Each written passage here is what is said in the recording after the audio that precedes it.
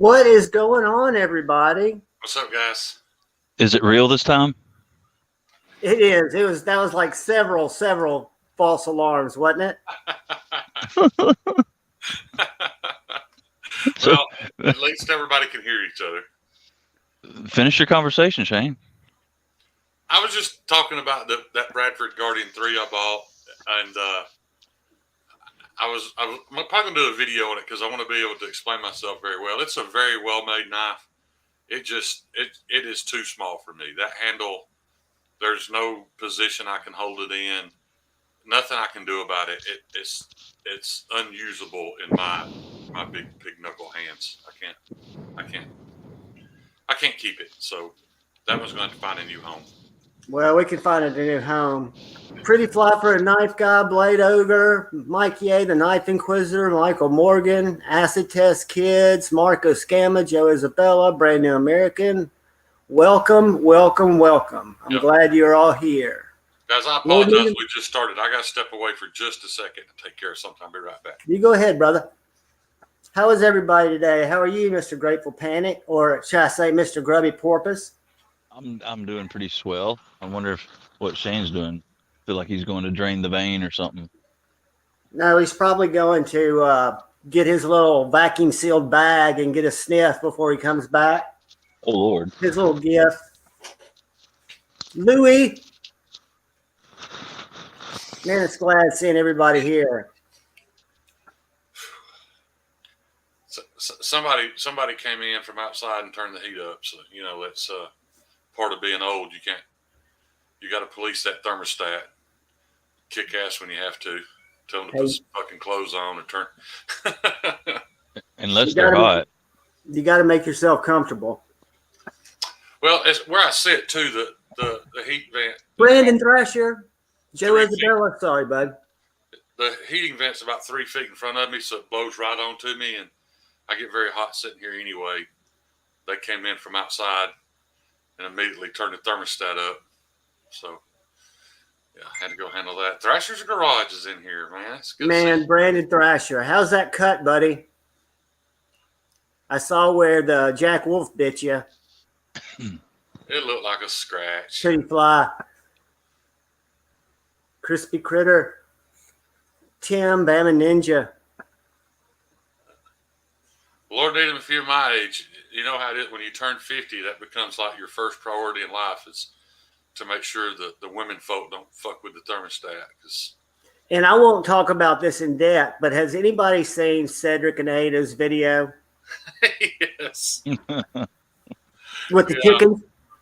We got any case pecans in here? Yeah. I thought you was talking about the M3 tactical video. Well, there were two back to back, but the case pecans and the anthills was funny. But I thought his this is 130% Australian made knife. Yeah, that was pretty funny. I believed him up until he got to 150%, and then that's just ridiculous. Yeah. So has everybody had an awesome week back? For me, it has been kind of surreal. I've not written 2022 on anything. I've written 2023 on everything. Haven't had any alligators bite me yet, but I know it's coming. It was almost like the calm that I feel is before some inevitable storm. Bloody 140% Australian-made knife. That was, classic. I don't know how many views he's racked up, but he does such a good job, and he is so funny. It's funny to me because he's an Australian who still lives in Australia, and yet is making. Most of them do. No, people move, John. But it's just funny to me that he's making content, making fun of a very small piece of American drama that nobody in Australia is going to get it. Well, no, but again, who is his audience? His audience is broader than the people that we all hang out with. But I think it's the same. I think his audience is aware. Most of them probably reside in India. That's right. Acid Test Kids. He did. He started out at 110, then it was 120%. I loved the part where he was sharpening. He goes, "Now I just made this complete bloody knife in front of you," as he just runs it on the wheel. Yeah. Gone awry. I feel like Pete's talent is going to waste, though. Pete could have been. He could have been an actor. I just feel like his talent's gone to waste. He might have an OnlyFans that's bringing in 6 figures a month, where he just does jokes. Mike Ye said that him and Josh Worth get it. Yeah. They're the two Australians that get the video. Right. Speaking of, it was good to put a face to the name with old Mike Ye on Dirk and Alex's podcast. That was he cool. on there? How'd you let me miss that? I've got to go back and watch it. I got to see my brother Mike. I think you saw some of it. I just don't remember. That's possible too. That might be a thing. Alzheimer's. Louis. That might be a thing. Is that the current strain? Alzheimer's. Alzheimer's. We'll show you the little Bradford I picked up since we last got together. The Nimbus finished G Necker is what it's called. Well, this is actually called the G Cleaver. The G Necker is a drop point, but it's got that little sharp pointy tip.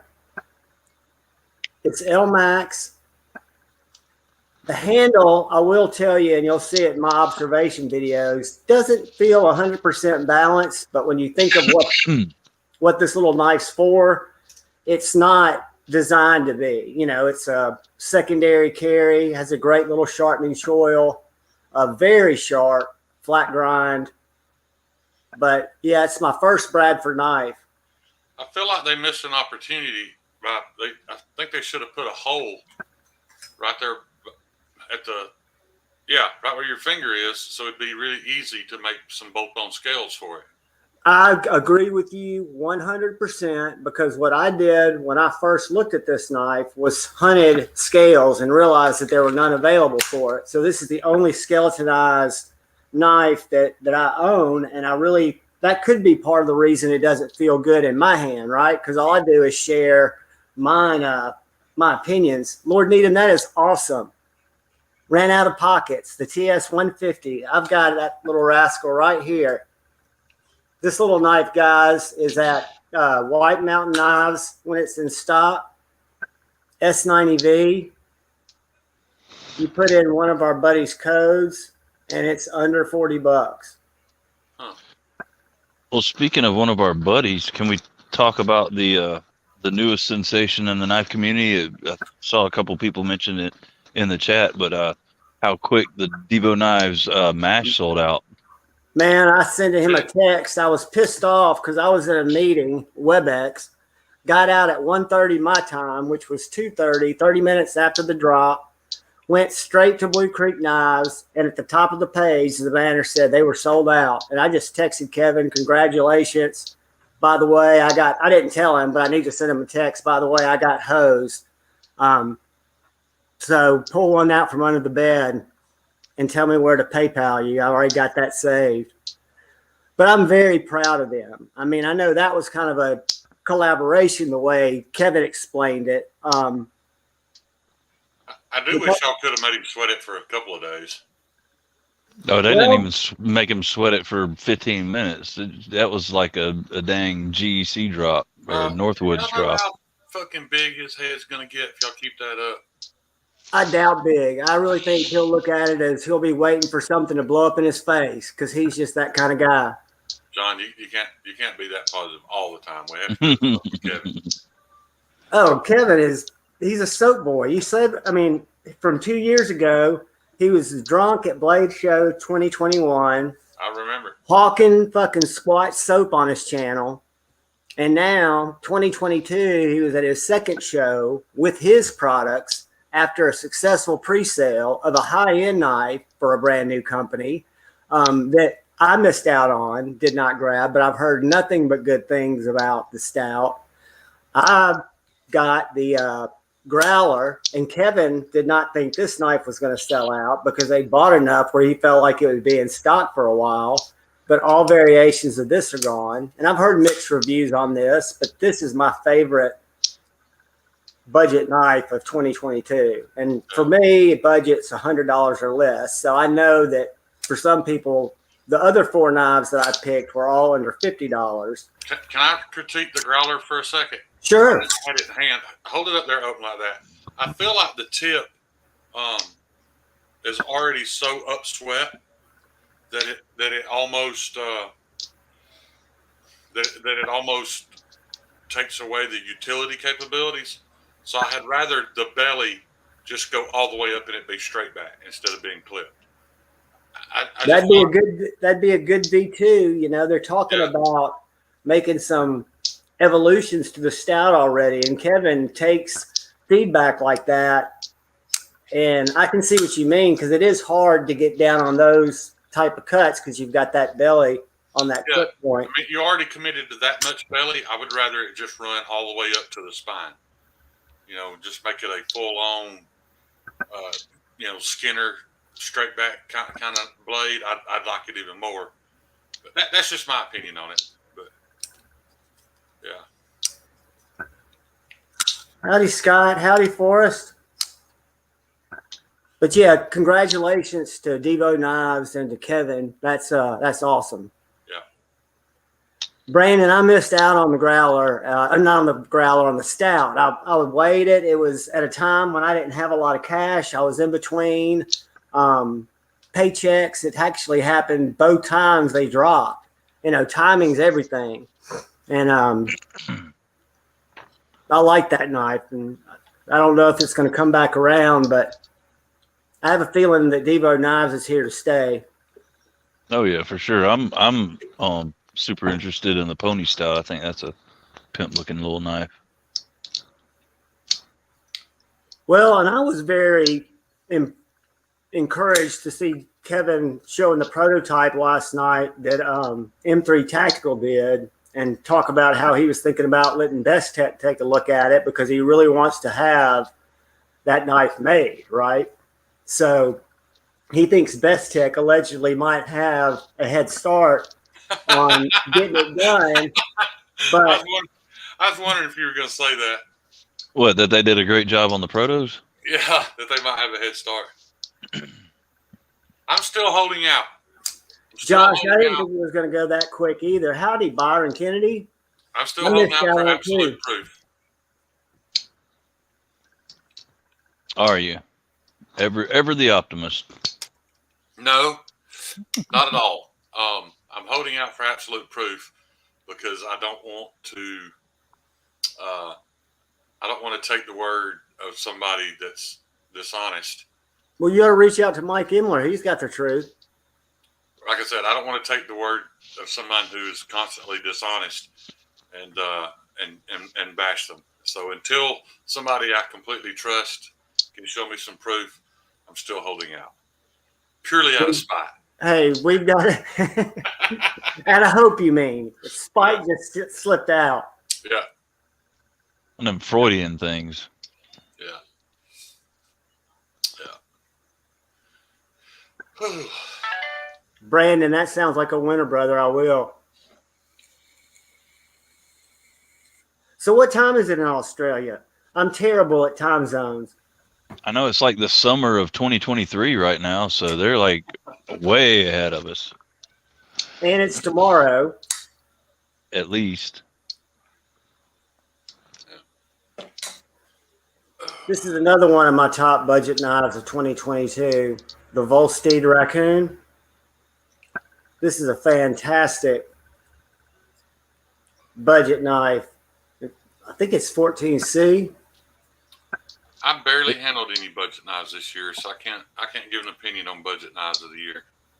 This is one of the few budget locks or button locks that does not have any type of stick. Sorry, John. Go ahead, buddy. Oh no, you're good, man. I was gonna say the Raccoon is one of the few button locks, period, that I kind of dig. Very well built. I actually like you guys may call it button stick, but I actually like a light tactile click when I engage the button lock. I don't want it to be just mush. I like just a little bit of a click, but I don't consider that stick. But I mean, I guess that's what it is. But I actually preferred just a light tactile click when it disengages.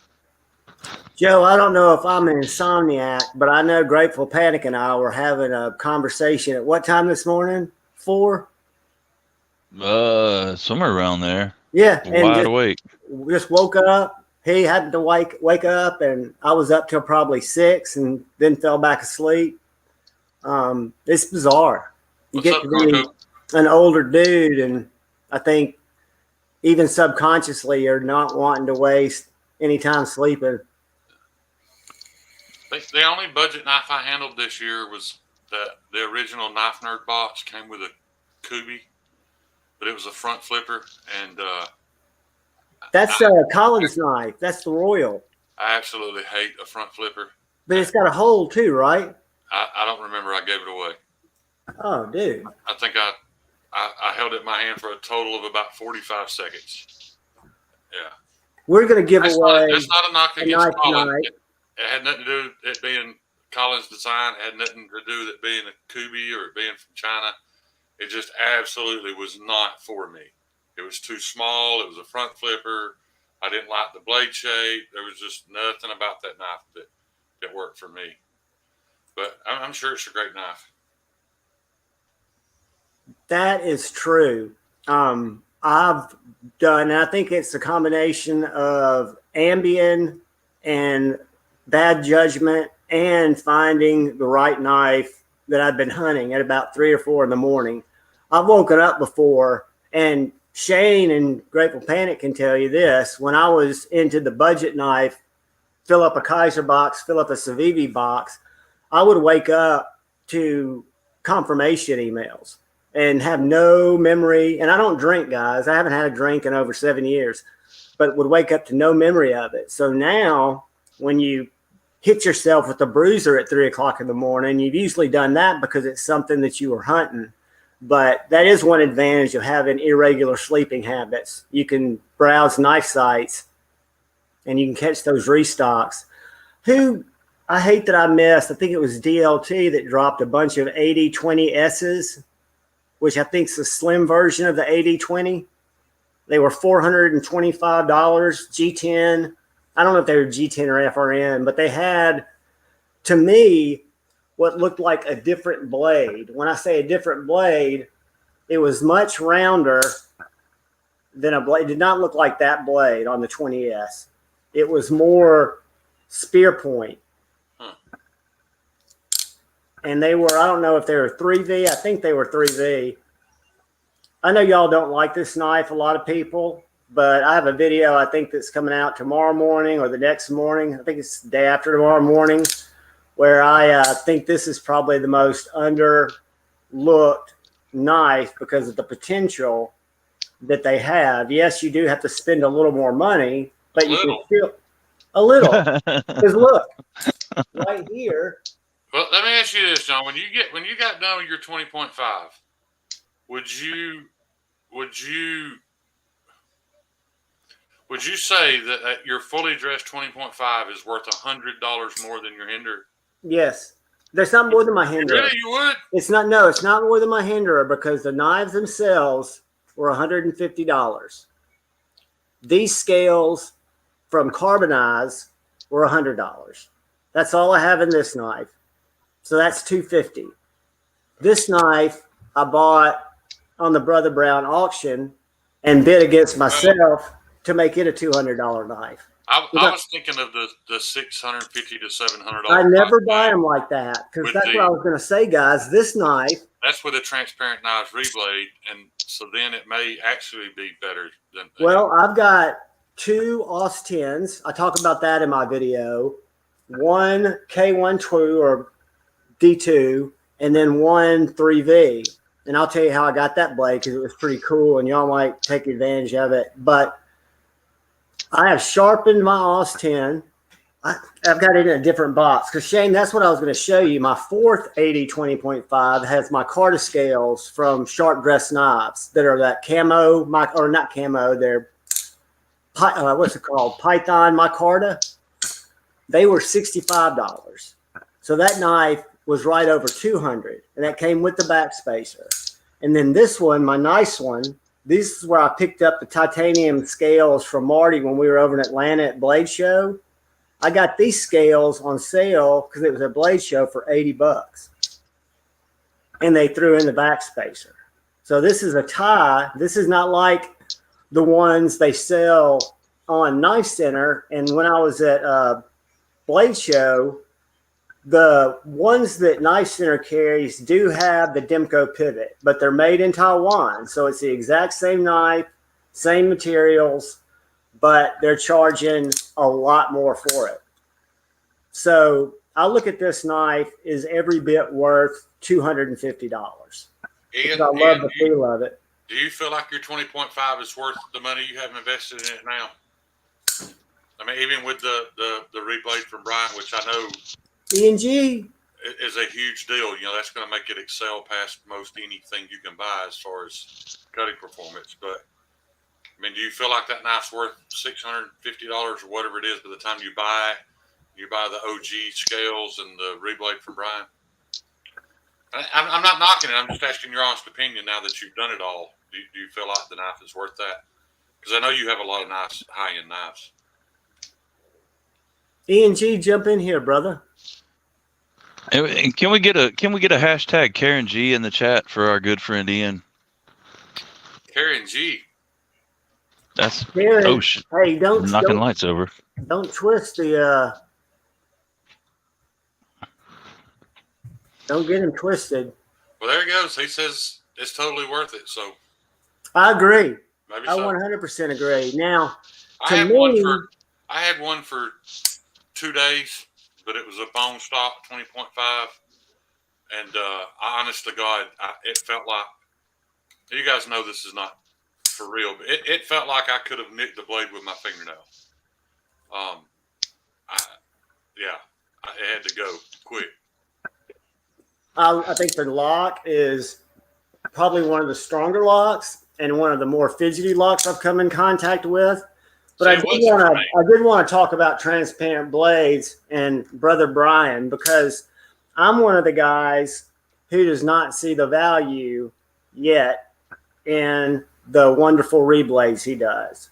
Because G-Ball Vision, what's up? Because I don't cut stuff like that. I cut cardboard, and I put edges on all these knives with my TS Prof, and they are slicey. As a matter of fact, on my video, I don't know where I put my little paper book, but I cut some paper. Didn't mean to put my cod up on the camera. Oh, we couldn't see it. Yeah, right. But look at that. G Bizzle. They better get our table ready soon, or their manager is going to hear about it. Do what? E&G said they better get our table ready soon, or their manager is going to hear about it. G-Ball, you should have a link, buddy. E&G pitched in on my 1K giveaway, guys. I want to apologize. That's not together yet, but I've got stuff coming. Did yours come today, or is it going to come tomorrow? I didn't see it today. I never sent you a tracking, did I? I didn't send. I also have one on the way to California to OTIP, and one to somebody else, and I didn't send anybody tracking numbers. I just thought about that. I've got some other stuff coming, so I'm kind of waiting to gather it all up. And E&G helped me out. He sent me a little money on PayPal, so I'll be able to cover shipping and all that stuff. I really feel bad that I was not. Oh, he paid his OnlyFans subscription for the month. Yeah. E&G, come on up and tell us which customer service people you made cry this week. He's having Korean barbecue with the family, so I he can't didn't join do us that. yet. I'm sorry. I don't blame him. Y'all, that was the most epic. I haven't laughed so hard. My sides hurt the next day. I mean, I felt wounded because my sides were just aching. So did Brian from Blue Creek Knives. He felt wounded as hell. Was this all on the Pocket Metal Monday? Is that where this is? It was on one of them. I keep hearing I missed a great live on Pocket Metals Monday.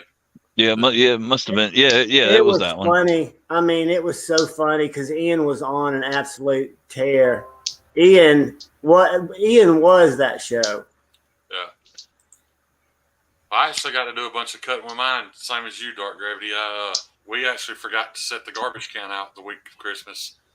So we had tons of cardboard piled up around here. So I raked some leaves up in the ditch and stood there with a big box of cardboard I'd cut up with my Dark 20 Gravity, you're CV, welcome to join us. I texted you a linky link. with my 20 CV Mannix 2. I got it all cut up and brought that thing back in, sharpened it right back up to razor sharp. But that's the most cardboard cutting I've ever done. Is that, you say 20 CV or is that your 15V? The 20 CV, I don't have a 15V Mannix. I didn't get one. What's the difference in is the 25 more than the 15? No, Or it's just 20 CV. It's the same thing as M390. 20 CV, John. Okay, not okay. Yeah, I'm not a blade steel guy. Look at my shirt though. You got 4 pounds of I'll it. play It's the one on first thing on TV. your T-shirt. No, I play it on TV. Let me tell y'all real quick before my squirrel brain goes about the 80-20.5 that I got from Jason Brown's auction, the one that My Bad Adventures put on. So I have already 3 80-20.5. This one has the aluminum original goat Cerakote scales, and it had the regular AUS 10A blade. Well, I reached out to Brian because I started thinking, you know, if he's doing all these mods, what is he doing with the blades he takes off of them? And is there a chance that he has any 3V blades? Because I've got the K112, I've got 2 AUS 10s, but I didn't have any of the 3V. And but he absolutely said he did. He hooked them up, and he's such a perfectionist. He said, I do not like these blades. I don't think they're good factory blades. And he made me the deal of the day. I knew I was going to sharpen it anyway when I got it. And y'all just saw my paper cutting test. But this is the 3V Demco wannabe blade that Brian was nice enough to hook me up with for a great price. If you're not yet in the market for one of his exquisite reblades, but you're looking for maybe a different blade shape or you're looking for a different blade material, it doesn't hurt to reach out to Brian at Transparent Knives. That's the end of my public service announcement. Love you, Brian. If you boost up your resume with a little bitching here and there, Brian might get scared and just send you a blade for free. He is so hard on himself. I mean, I'm telling you, if he sends anything out, I can imagine that it is chef's kiss because he sets stuff out that he says is seconds that look amazing. G-Ball, you said Lefty convinced you. Let me give you a piece of advice, buddy. Don't listen to anything Lefty says. Don't ever take any advice from Lefty. True. Don't buy any knives that he tells you's great, and then he fucking sells an hour after getting it because he hates it. Yeah, don't take any advice from Lefty. I might be hitting you up, Lord. Need them on in a little way and show that. Look what I got because of you. You've got to join when you get a set. I want to see that little knife because they're still in stock, unlike the MASH. I'm hoping to have my Mannix upgrade kit soon. They're GP, so you'll be getting to do a Mannix upgrade kit for me here before long. Oh yeah, what you getting the ball cage and all that? I just got the upgraded spring, the cheap kit. I don't care. The spring, it comes with 2 balls too. Yeah, but he's talking about the one that comes with the cage too. I didn't get the cage. Oh yeah, I'll be more than happy to do it for you. Seen one of these knives? Was that a Texaco? We don't know. We don't know. This came from Blade HQ. It's my Carta. It has a glass breaker. Let me make myself big. No, don't lie. You know you got that at Buc-ee's. Did not get it at Buc-ee's. It looks to me like a Sin-Cut. It does. The liner feels like a Sin-Cut. I think it's made by Sin-Cut. It's a Blade HQ branded knife. It's called, I had to go to my invoice and look at it, the Tantrum Liner Lock with, get this, a belt cutter. And a glass breaker. And a glass breaker, or we can call it a skull whacker. But guys, again, it's a knife that for just a using knife, it's not bad at all. It's got a flipper and it's got the deployment hole for flicking. I think it's awesome that Blade HQ is now, selling their own stuff to, be in competition with the people. I should go get my box. E&G, did your Dapper come in a Blade HQ box, a brown Blade HQ box? Hey, Marco Polo. I was just about to say, Marco Polo. But we'll give this away tonight to somebody in the chat. And that's something else you'll never see in my descriptions, giveaways. Because if we give away stuff, which every Friday I think we have, and I think we will always find something to give away that I've got that I can pull out. Do we have to get 250 likes? Nope. 350. If there are 3 of you in here, your odds just go up. But I'll never put it in the description. I don't want to.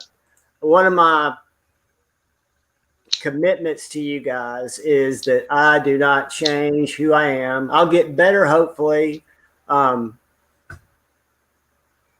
But it's it'll be me and my advice or my observations, not advice. And I'll tell you, I'm easy on stuff. Centering, I'll point it out if it's not centered, but that's not something that's a deal breaker to me because usually I can get a knife centered.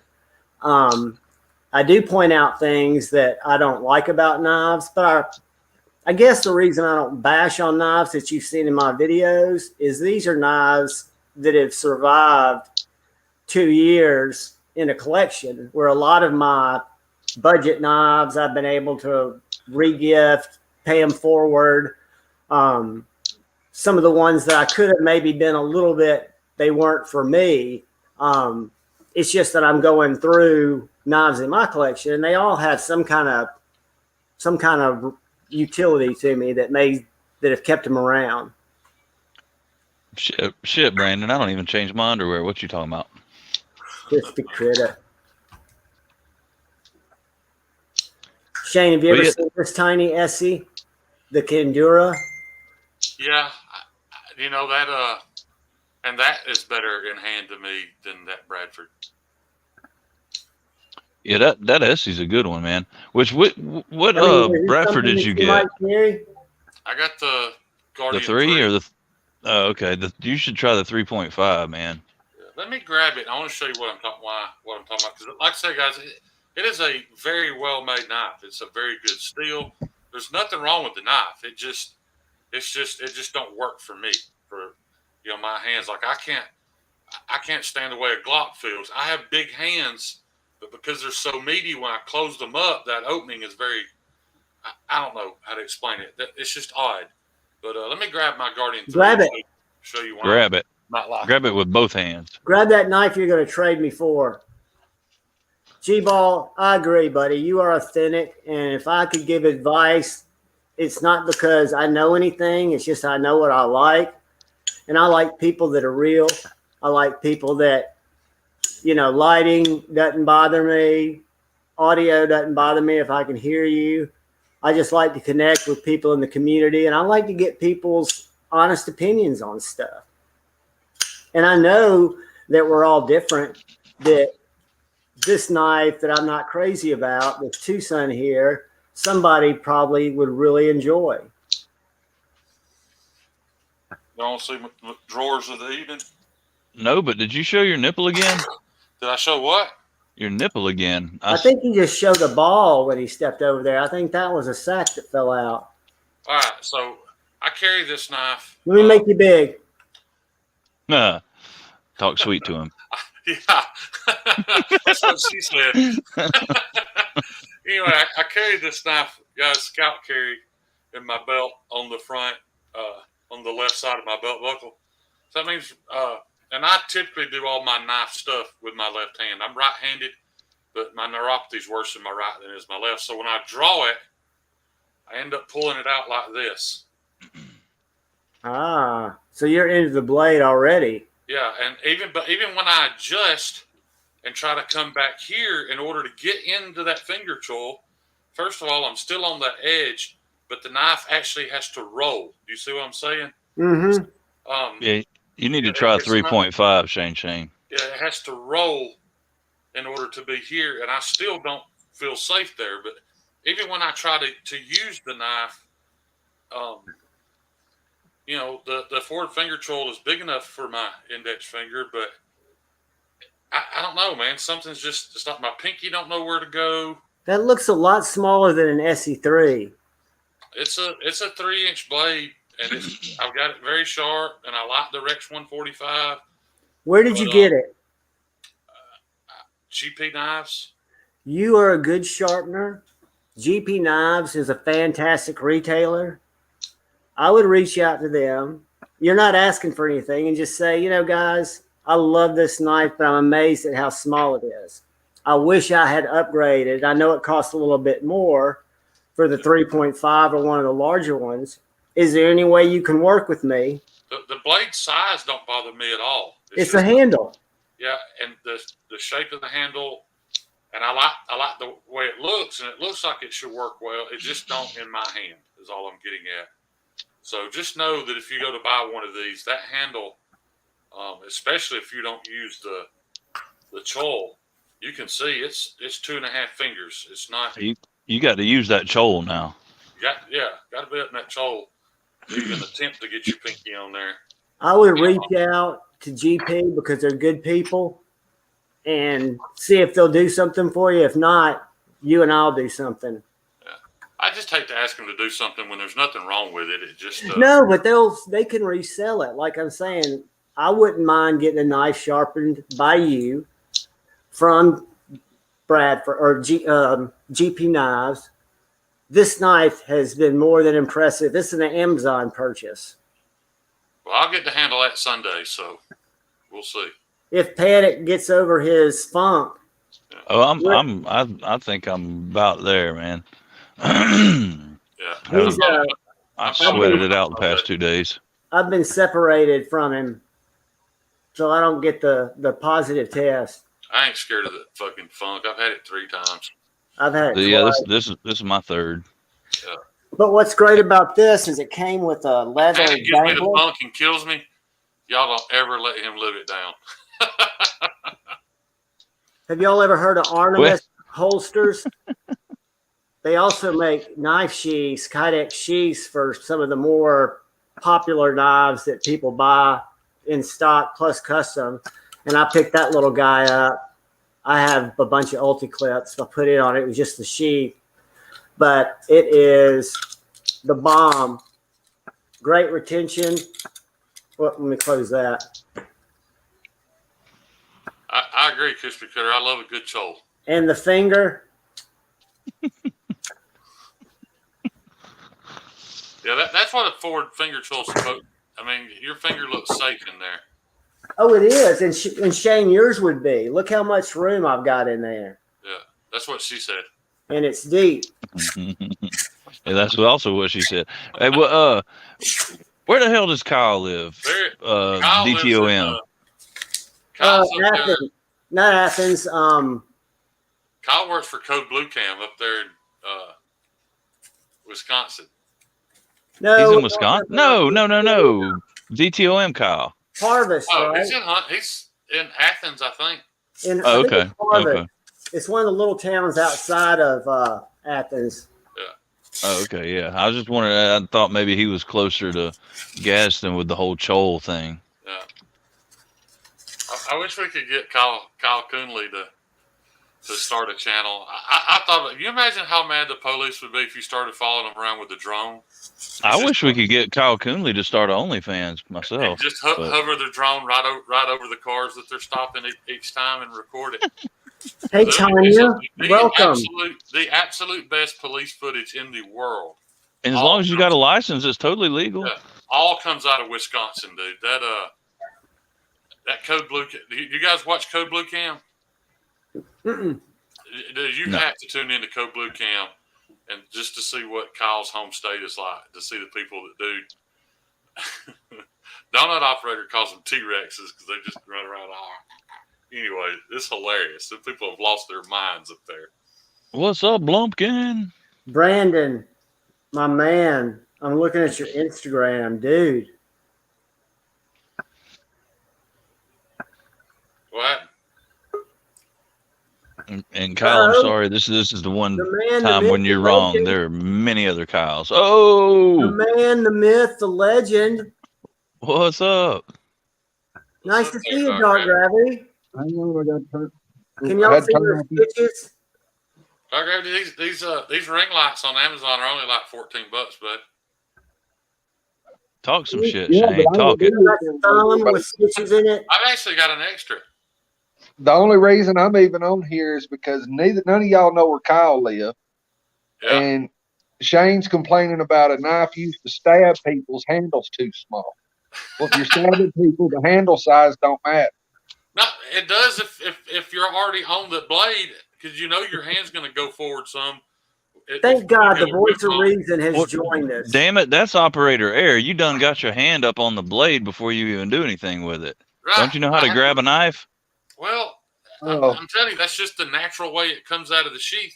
Because so much of No, it is hidden in that's the how you sheath. pull it out of the sheath. It don't just come out the sheath on its own, all natural and shit all in your you can hand. see sticking out is this. So if you grab it here and pull it out, your hand naturally lays on the edge. You need Or to you do could just that. put a little lanyard on the end and pull it You out by do the that. lanyard, and then it'll fall right in your hand. What I was going to ask Shane, though, actually, is my sheath is reversible. I can carry it left-handed or right-handed. I just got to flip the knife over because it's just a leather slip. Shane ain't figured that out yet. No, why not just flip there's the a reason knife why. over? The reason If why you I draw carry it the way I left-handed- do is because if I have it slid all the way up to the buckle, I don't have to take the knife on and off every time I put the belt in a new pair of pants. Translation: laziness. No, it's just hard to get my belt in. I have to use a pair of needle nose pliers. So tight. My favorite belt knife. Oh, I put it on the other side. We're showing them abs, John. I've got it at a drop That's point too and a small. sheep's foot. Look at the balance of it. Whoops. Yeah, that's one thing I've never thought about is the balance of a knife. I know See that DT jimping right there on the back?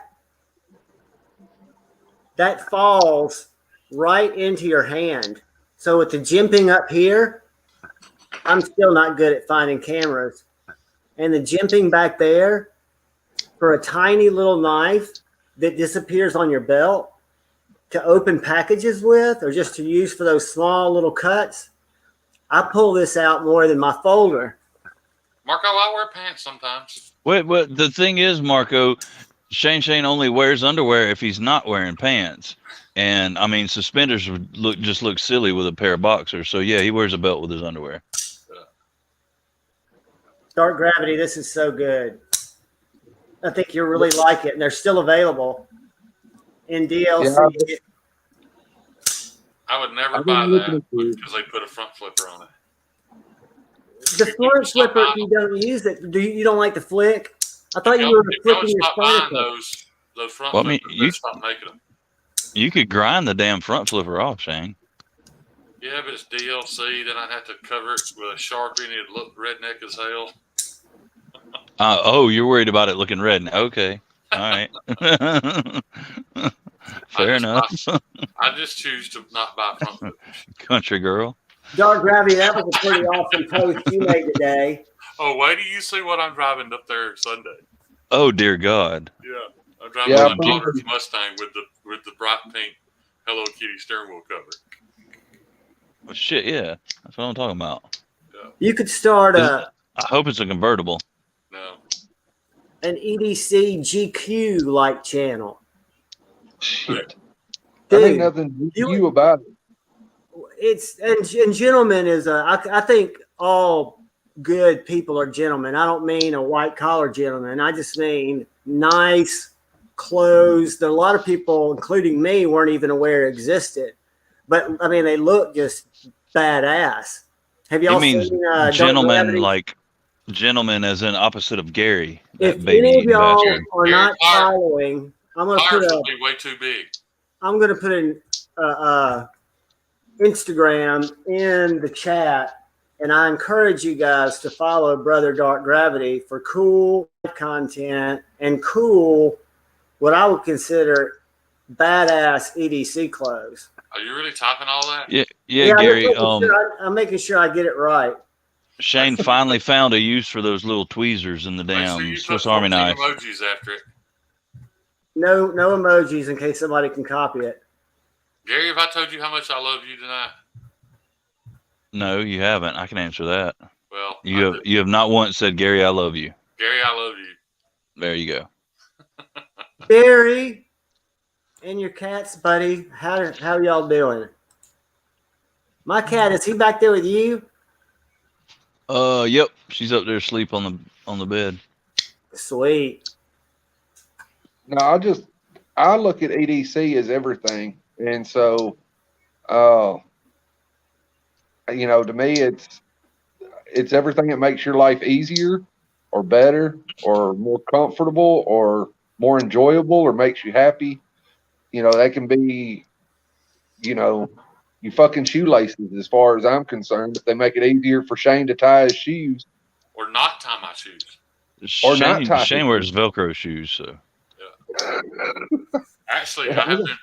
I got a pair of those Hey Dudes. He's not on YouTube yet, but we're trying to get him on YouTube. He is on Instagram. Those are the redneck Sanooks, right, Shane? Yeah, well, those are just the 2020s Crocs, or yeah. You don't have to tie them. That's all I care about. Let's start with Shane. What'd you carry today? You're Bradford, I bet. I carry it every day because the sheath is stuck on my belt, but I don't enjoy it. But knife-wise, I've been carrying my TR4 Auto lately. I really like that knife. I think it's because the Bradford makes me feel, I don't know, it's too small. Like you're cutting your hand? Yeah, so I have to carry something big to compensate. That's what you're compensating for. Yeah, I have multiple things to compensate for. What'd you carry, Grateful Panic? What did I have today? Oh, I had the shaman today. The shaman. The shaman. How about you, Dark Gravity? There she is. Don't rub it in. At work today, I carried a XM18, and then when I got off work, I got a Chavez 229. Nice. I seen you Chavez. Just some, just those shabby old knives. So I carried God of Mischief, my little MKM, and then in my back pocket, the bull trout with an ulti-clip. What did everybody in the chat carry? I'll try to read them out if y'all like doing that. Bluminati, I think I already said. Can we start with YouTube handles A through L? No, we're not doing that shit. If your name begins with A through C and you have donated at least 2 knives to the channel, because giveaways are great. But you just look at it. I'm going to be the kindler, gentler John in 2023. I'm sorry, Lord. Please forgive me. Make me a better person tomorrow. I was wanting to let the 2 Johns know. I don't know if Shane has a cat or not, but I know John does. You need to get you that new Olight with the laser in it, the arc field. I thought about that. I got one. I don't know, a couple weeks ago. It's entertaining as hell with the cats. Do you remember if you got the cool white or if you got the natural white? That throws me off. Oh crap! I don't remember the flashlight part. Which one I got? I've got a regular little laser, and Tippy realized real early that if she just watches my hand and makes me bleed, that I'll put it away. So maybe the arc failed because it looks more like my Apple remote. I might be able to get by with being able to trick her that it's something besides just me. I just think that's the cat smarter than you. Kyle Kunal, you're a retarded rat on steroids. I even said your name wrong. Coming from you, that makes me think, oh my God, am I a pussy because I have a cat? Because you're so gangster. But cats are the most predatory, domesticated animal you will ever find. My little female cat that's a senior citizen stocks chipmunks like fucking cordwood on the porch. Just brings them to us. She is so laid back and gives zero fucks about anything we do as long as we feed her. And I've got a dog that I love too, but don't rule off cats. They're not jerks. They're just independent. And when they bring you a dead animal, at first you're like, oh, that sucks. I've got to clean it up. You've got to realize that cat thought enough of me to kill that shit, and instead of eat it, bring it and leave it for me because it thinks humans are too dumb to hunt for themselves. Well, it looks like Michael Morgan carried his Doug Ritter RSK today, full size. And Matthew, the Oz Machine Company Roosevelt Sea Otter with custom milling pattern, full tie Demco 20.5 and 3V with custom milling and RGM regrind. Matthew, wow. Let me go up and see if I missed anybody else. Crispy Critter carried his Best Tech Showdown and Murdered Out Carbon Fiber and the Mini Roach. And Chad carried the Arcona Brun, the Medford Infraction, which is one of my absolute favorite Medfords. What a fantastic knife. The Tactile Rock Wall and the Leatherman 3V2.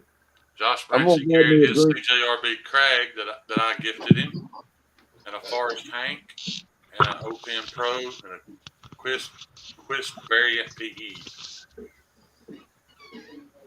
Last Ranger says Phasma. I don't know what that means. Probably some old man. Cool last knife.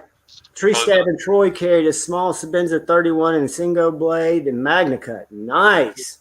I'm sure the Phasma is the knife he uses to scrape the dried up spaghetti sauce off of his belly. S90V PM2 I finally pimped out. Man, I love Spyderco's S90V. We all talk about this steel and that, and none of them are as good as S90V. Unless you're hard using, batoning, stabbing hard objects. Holy shit. Blumpkin had a damn Todd Carr-esque carry there. So what is the Abyss? Is that a Israel Bacchus?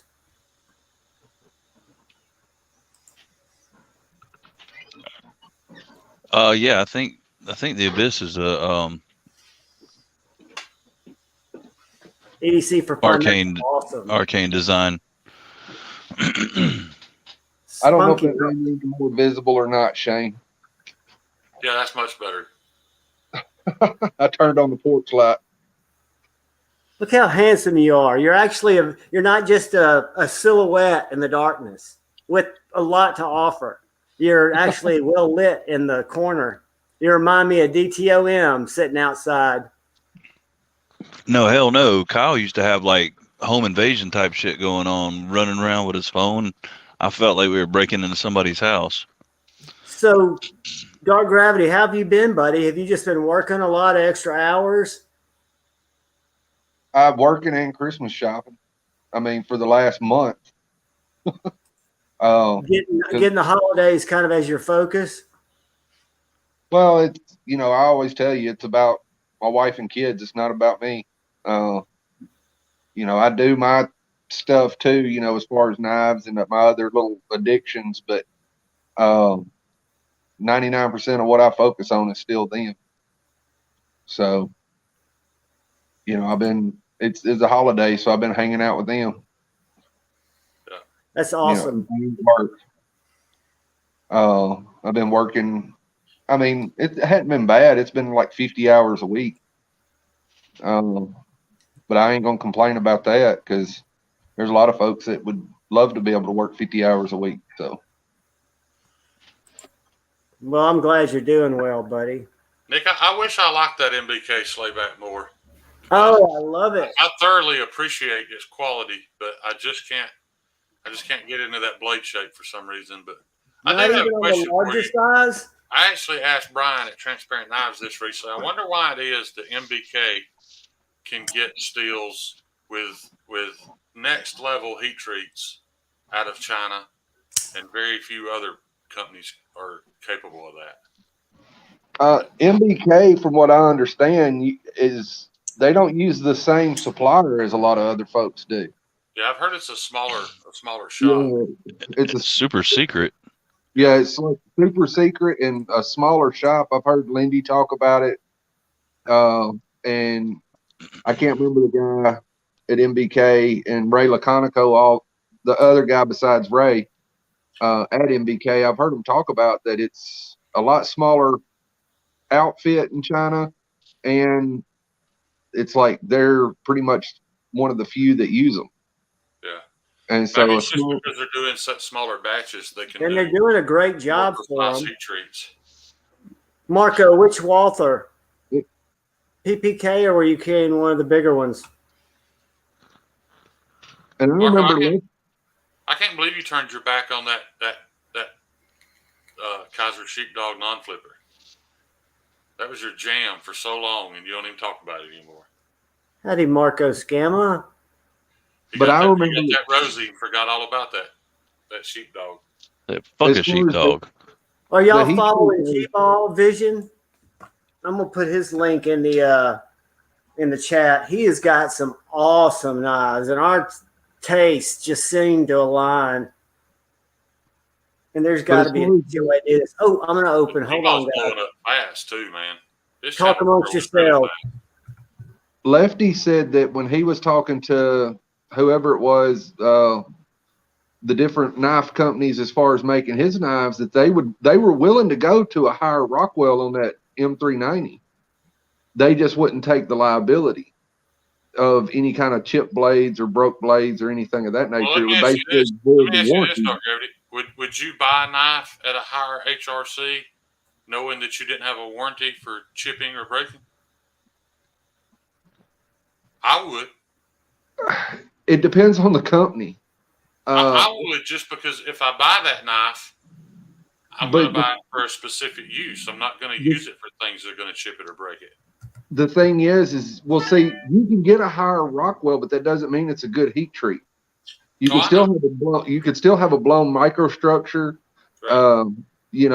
So it could still, even though it's 65 Rockwell, just say for, a K390, you could still have a blown microstructure and still break the knife easily, a lot easier than what you would expect. But anytime I talk about a higher HRC, I'm always assuming that it's a quality heat treat. But that's the thing is a lot of folks don't know that there's a difference between a good Rockwell hardness and it may look good, but it's because Rockwell is just one part of it.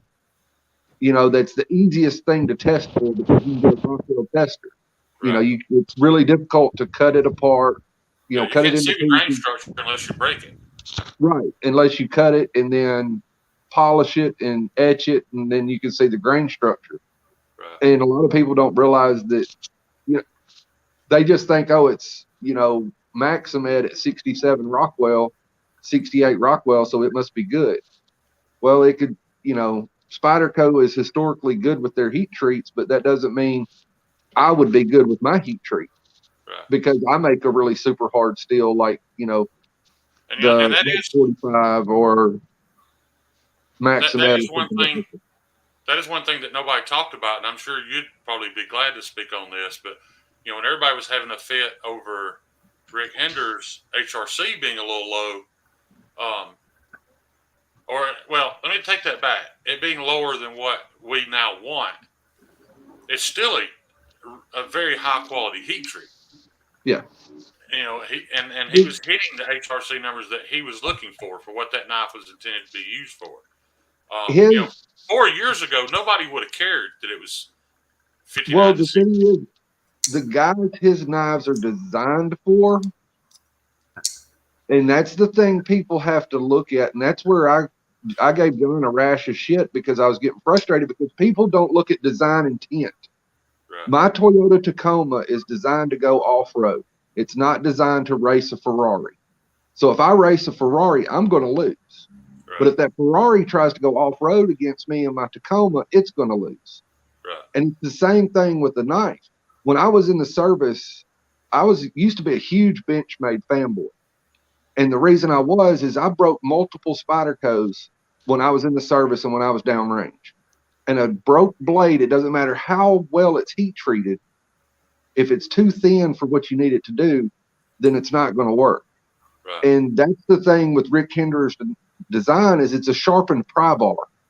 His knife is designed to be able to stab into a car door. Yeah. Now, I'm being figurative with that, but that is the design intent. Oh, yeah. And if you put 20 CV, and now there is an argument that he shouldn't be using 20 CV. Well, he's trying to get the best of both worlds, is what he's doing. The EDC community demands 20 CV, M390, 3V, K390, all these exotic steels. Well, they don't really meet the design parameters of the intent of his knife, but he needs to make a living. He needs to pay his employees. So he's using what the community is asking for as far as steel, but he's still making it function the way he wants it to function, which is he wants you to be able to stab it into a car door and not break the blade. But if you get Rockwell M3, you get M390 or 20 CV at 63, 64 Rockwell, you increase the odds that you're going to chip the blade or break the blade. Yeah. And like a chip, not a whole lot of people understood that, but I think a lot of that was lost in how he responded. You know. Well, no. Now his response was total dick move. Right. You know what I saw was a missed opportunity for Rick to make to educate the community. A thin bladed 3.5 inch XM18 with a thin blade and a high heat treat. That should have been his slicer. Well, he doesn't even need to do that. He makes money selling those because the market's lined up for what he makes. But I think that it was lost because the shop foreman got the call, and I used to work in a cabinet shop for 12 years, and I know they could be dealing with anything. They're not customer service people, and they're very prideful about their work. And Brian, who I love to death, I don't know how they engaged, how they're, if it was I just think it was a missed opportunity for Rick and Brian to find common ground and have two, both of them extend their network by one influential person who could be an asset to them down the road and just giving them advice. I would think to touch on that, John, let me tell you something. I love Brian to death too. And he may message me after this if he sees it be upset, but I asked Brian how that situation went down with Medford when he made his video about Medford's MagnaCut being at 58. And he told me that he called and got Greg on the phone and asked him what he was running his MagnaCut at. And when Greg said 58, he hung up. My opinion, that was unfair. Because that is unfair. I don't know what Greg had to say after that. Greg came out with the video saying, that, hey, guys, this stuff's still new. I heat treat everything in-house. I'm experimenting with it, working my way up. And within 2 weeks, his MagnaCut's at 62 to 63. But what upset me was that so many people made videos about it being at 58. They jumped on that opportunity to capitalize on that drama. But even close friends of mine I was upset with because nobody came out 2 weeks later and made a video praising the fact and guys, that he figured it out and he raised the HRC to where we want it. Nobody did that. I don't understand. If we're going to complain about shortcomings, then we need to make videos, especially when the maker who's made the turnaround. Right. When they turn around and fix it, we should be praising that and giving that just as much attention. However, nobody did. I know you guys got tired of me putting it in the chat. Medford MagnaCut now at 62. I did it over and over. And I know it got annoying, but I was trying to make a point that nobody was talking about it. Everybody. Well, maybe when M3 Tactical starts making knives in the U.S., finally we can congratulate them too, right? And allegedly, I guess we should, yeah. And if M3 Tactical was outsourcing some of it, that's fine too, because so many people do. But once again, that all falls back on how you handled it. And they handled it wrong, regardless if they make them in the U.S. or not. Because to have comments every day, they only handled it wrong if it is being made overseas. Well, if it's being made in the United States, he handled it right. He said, "Hey, you fuck off." That's fine. If you want to tell people to fuck off, that's fine. But you should keep your comments open. So that you can, if you want to respond to them, you can respond, but to only keep positive comments. And I've had several in the community tell me they've left questions that have been deleted. So to me, that's shady. Yeah, That's showing one side of the perception of your business. And guys, the comments on the last post were like 3, which tells me there were probably a lot more comments that got pulled off. Marco, 62 is going to put you at around, I don't know, good S35 VN levels. So 62 with a good heat treat, 62 HRC Magna Cut is a good EDC steel. It's a good hardness. However, the jumps that you see in edge retention and also a slight increase in toughness on 63 to 64 HRC at Magna Cut makes it almost questionable why you wouldn't do it. You know, why wouldn't you do it at 63 to 64 if indeed Magna Cut becomes tougher at that higher HRC? But the edge retention jumps levels from the difference between 62 and 64 is a couple hundred feet. Y'all understand that so much better than me. But Josh Worth, you fit in, or Josh Branson, you fit in everywhere with your pocket dump, brother. Don't sell yourself short, my man. Hey, Josh DG, people are still Acetest saying kids. that because nobody made videos clearing it up afterwards. They just got that number stuck in their head, 58, and that's just not true. Dark Gravity, Acetest kids had a question earlier about where specifically on your Spydercos did they fail on the blade? Was it at the hole or? I've had one break. I'd say somewhere between a half inch, right around a half inch off the tip. I've had one break in the middle. Huh? Right at the taper, where it starts tapering for the tip. I've had an Endura. This was back in the early 90s. I had an Endura break about a half inch or so from the tip. Yeah. Then after that, I had a military break halfway down, which is a very long blade and very thin. And those weren't Spyderco's heat treat heydays either. Well, at the time, though, they were probably still the best heat treat you could get. Now, the military was in the late 90s, and then I had an original paramilitary, the lockback version, which had basically the same blade shape as the paramilitary 2 does. I had one of those break probably a half inch, 3/8 of an inch forward of the hole. Now, I did break, but now this was my fault. I did break a Maximet at the hole, and I posted a picture of it on Instagram. I remember that. I guess that was probably 8 or 9 months ago. Well, no, because my wife got me the replacement knife for Father's Day. So it's been almost a year ago that I broke the Maximet PM2 at the hole. And all it is me trying to do stuff, opening crates, cutting banding on crates, shit that you do with a knife when you're in the service. I mean, you got to get to the equipment, you got to get to the food, you got to get to whatever it is in the containers, and you just start doing stuff. And an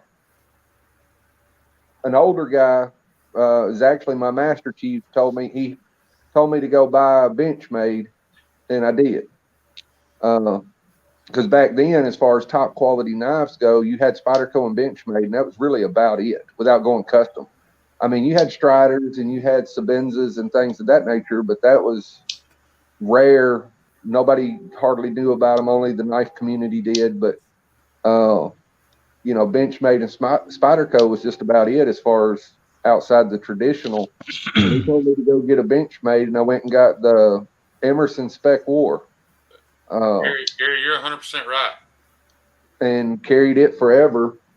Ended up losing it, and then it was designed by Alan Aleshowitz, and carried it for the rest of the time I was in the service. And I don't forget I think it was called the Aries. You don't have that close to you, do you? Well, you say that knife is amazing, though, and that might not be the one you're talking about, but the Benchmade that you still have from the service that you've opened cans with, that's still.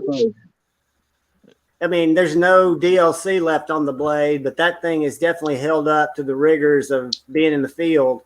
But I can't believe that Beard of Doom gave away his service pocket knife, the one that he used throughout all his tours. He gave it away recently to somebody in the chat. I don't know who that guy is, but man, you better cherish that thing. Let me tell you something that I learned about him, and y'all probably already know this, but when we lost Brother Brown is when I first really came to know Beard and thought that he was an absolutely warm person. But then I started watching his readings on Sunday morning, the reach around books that he did as a joke. And I always commented because I thought he was a great reader. Well, you know, he's starting another channel. Really? To read children's books for children who might not have a dad around to read to them. I thought that was a joke. No. Okay, that's awesome. That's legit, dude. And it almost made me cry just thinking about it because he does the characters when he reads, right? He would read like your teacher would, where the people have different voices. My teacher read with her boobies out, so. Yeah. But I need to apologize to ENG and especially Gary, the Last Ranger, for talking about heat treat, because I know how much Gary hates when I talk about heat treat. So I'll try. Well, does Gary want me to bring Brent on? He would love that. And you said Gary was 100% right, Shane, but all that a fixed blade changes is the pivot. So basically what he said, you need to beef your blade steel on a folder because it's not breaking at the pivot. That's not the weak point. It's the blade. So you just what I think what Tad's saying is purpose driven, equipment. Use the proper tool for the job. He was using the knife for something he shouldn't be using it for. Yeah, 100%.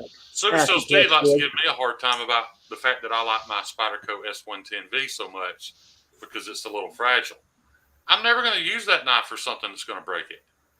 So I don't care how fragile it is. I love how it cuts. I love how aggressive an edge it gets, and I love how long it holds an edge. So I'm never going to use it for that. So the fact that if you stab it into a 2x4, the tip's going to break off don't bother me at all. I'm not going to do that. Josh, what's up, Brother Lunday? My condolences. Life is crazy. I've lost 3 in the last 2 months. And they didn't have autopsies, but it was. Y'all, JuhVon's vision, what I was going to say earlier, was at 873. Let me look at it now. That dude is rocketing to 1,000. He is at still 873, so nobody. Well, nope, here it's refreshing. I forgot my computer slow. He's at 874, so JuhVon can only pull him one more person. I'm going to put his link up, and if any of y'all aren't subscribed, if we can get him to 1,000, I'll give away another knife. And I hate to even say that because it makes me sound like I'm asking for likes, but I'm going to give away a knife in my lives no matter what, something. But I'll find another knife out of my collection to give away if we can somehow get JuhVon's vision to 1,000 tonight. I went and got those. Exactly. HRC is not the same as heat treat. What would Dr. Dark Gravity say to that statement? HRC is just a testing of hardness. Heat treats a lot of things. Annealing is heat treating. Normalizing is heat treating. There's actually a form of heat treating that's called precipitation hardening, which is done with a lot of the stuff that actually goes on aircraft. And some of your really exotic steels like Inconel. But and then there's heat treating as everybody thinks of it with knives and drill bits and tooling, things for machine tooling and things of that nature. That's your standard, what everybody thinks of as far as you bring it to temperature, to austenizing temperature, and then you quench it and then you temper it to get whatever hardness range that you're aiming for. And you hope that you do all of that right so you don't screw up the guts of it and it actually works in the way you think it's going to work. But yeah, heat treat and Rockwell testing. There's Super Steel Steve posted a picture today of where he was testing some sawmill blades that he had bought and had cut out, and they were 65 Rockwell. Well, if you look to the side of it, it has a B. Well, that's a Rockwell B, which is a different test. And then it had 30 to the other side of it, and I don't remember. That may have been an N scale Rockwell test, which is a different test, which does a lighter dent into the metal. The B does a big dent into the metal, but it's used to test softer stuff. We used to use the Rockwell B a lot to test aluminum, because what the heat treat that I did was actually, we did do some knives for local makers and some for commercial, but most of what we dealt with when I did heat treat was air, which of course all of y'all know you guys know where I live. I mean, I did a lot of aeronautics and stuff for the space program, stuff for the missile programs and things of that nature that they got around here. Guys, I got to run. I got something I got to take care of. No, it's not an emergency, but I got to go handle something, so I got to go. Love you, brother. Jump back in if you get a chance. We'll be live till before. I'll still be listening. I'll see y'all. Okay, Hell man. yeah, kick his ass, Seabass. But I went and got those two of the Benchmates that I carried. It's still got some DLC coating on it. I mean, I know my lighting here sucks, but it's a Benchmade AFO, and I'm stuck with this camera shit. Talk about some of the trials and tribulations that knife's been through. Just a few. I mean, that people would say, use your shit. Erica's doubting you right now. How'd you use that knife? I mean, I've used it. Of course, like I said, my camera sucks, so you can't see, but there's a knot right here where my finger's at that is for me using it to cut wires. There's on the back of it, you can see right there where I've used it as a hammer, and actually used it to drive nails. That's why there's no anodizing the type 3 hard coat right here at the end of my finger, because I've used it as a hammer. And like I said, it's hard for me to see if you see those notches right there in front of my finger. Those are from using it as a wire cutter. Just to take the blade and slam it down on the wire? Yeah. What blade steel is it? I would hit the back of the blade with a hammer to cut through the wire.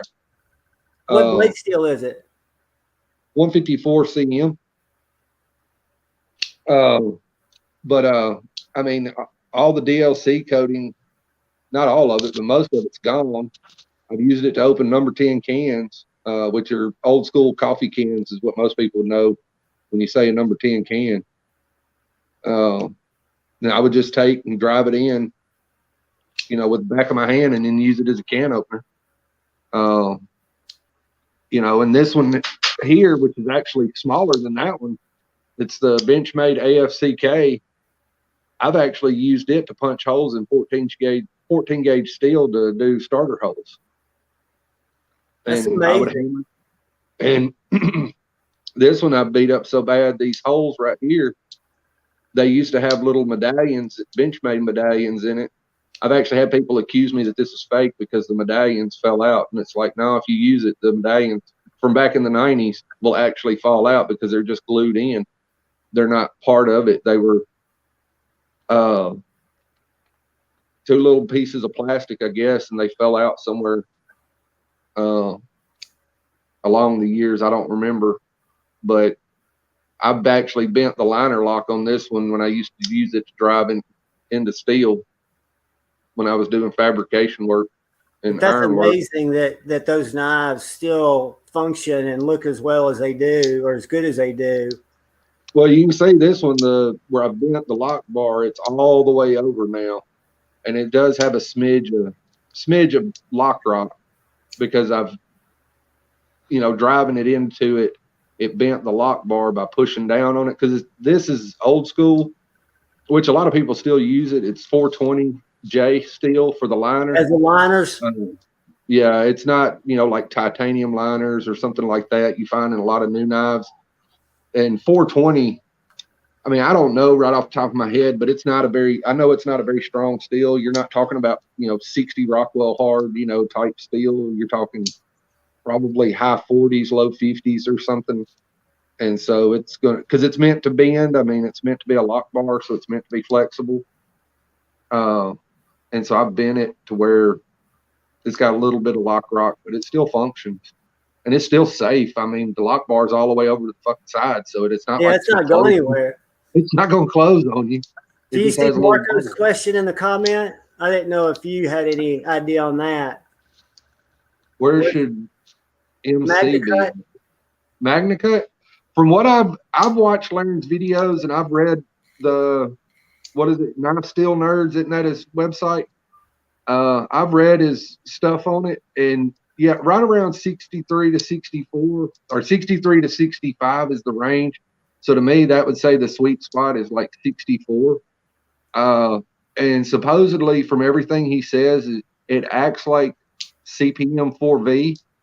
And I know the sweet spot for CPM 4V is 64, 65. Guys, I'm sorry I'm so behind in the comments. And so I'm going to go. I personally still don't have any Magna Cut. So I've, just hadn't gotten any for no real specific reason. Nothing has spoke to me as far as knives go that have it, or already have that model, and they just come up, made the model in Magna Cut. And I'm like, I'm not buying another fucking knife just for the steel. I know. Talk you into it. The thing is I never carry the Malibu that I got. But this is more your size. It's thinner. People tell me it's not, but I've held them both up, guys, and I know that the spine's crowned. But I promise you, whoops, that would have been ugly if I'd have opened my Newport. It's flipper only, and it's like I told you, I've done figured out if the knife is flipper only, I will not carry it. I get that. It's got to have a thumb stud or a thumb hole. I mean, that was that dozer that I, traded you or sold you or whatever. I think I traded it to you. But that dozer that you got off of me from Concept, that knife is freaking amazing. And I stole that knife. I stole that knife from the dude. I didn't steal it. No, he screwed up, and I got blessed by it, and you ended up getting blessed by it. But that knife there, that's the only thing I didn't like about it. I love the blade shape, the handle, that just straight handle. Love everything about it. But feels great, and I can usually not front flip, but I can usually flick it. But the handle is totally neutral, and that blade is slicey. Yeah, but good. I never could. I know some people can use their finger pad or whatever to do a spidey flick on blades without a thumb hole or a thumb stud. I can't. And so I just, put it up for trade or sale. And I keep saying I'm going to do that with other knives and haven't. Always come to me first. I've got other flipper only. Well, I've got other flipper only knives that I don't carry. I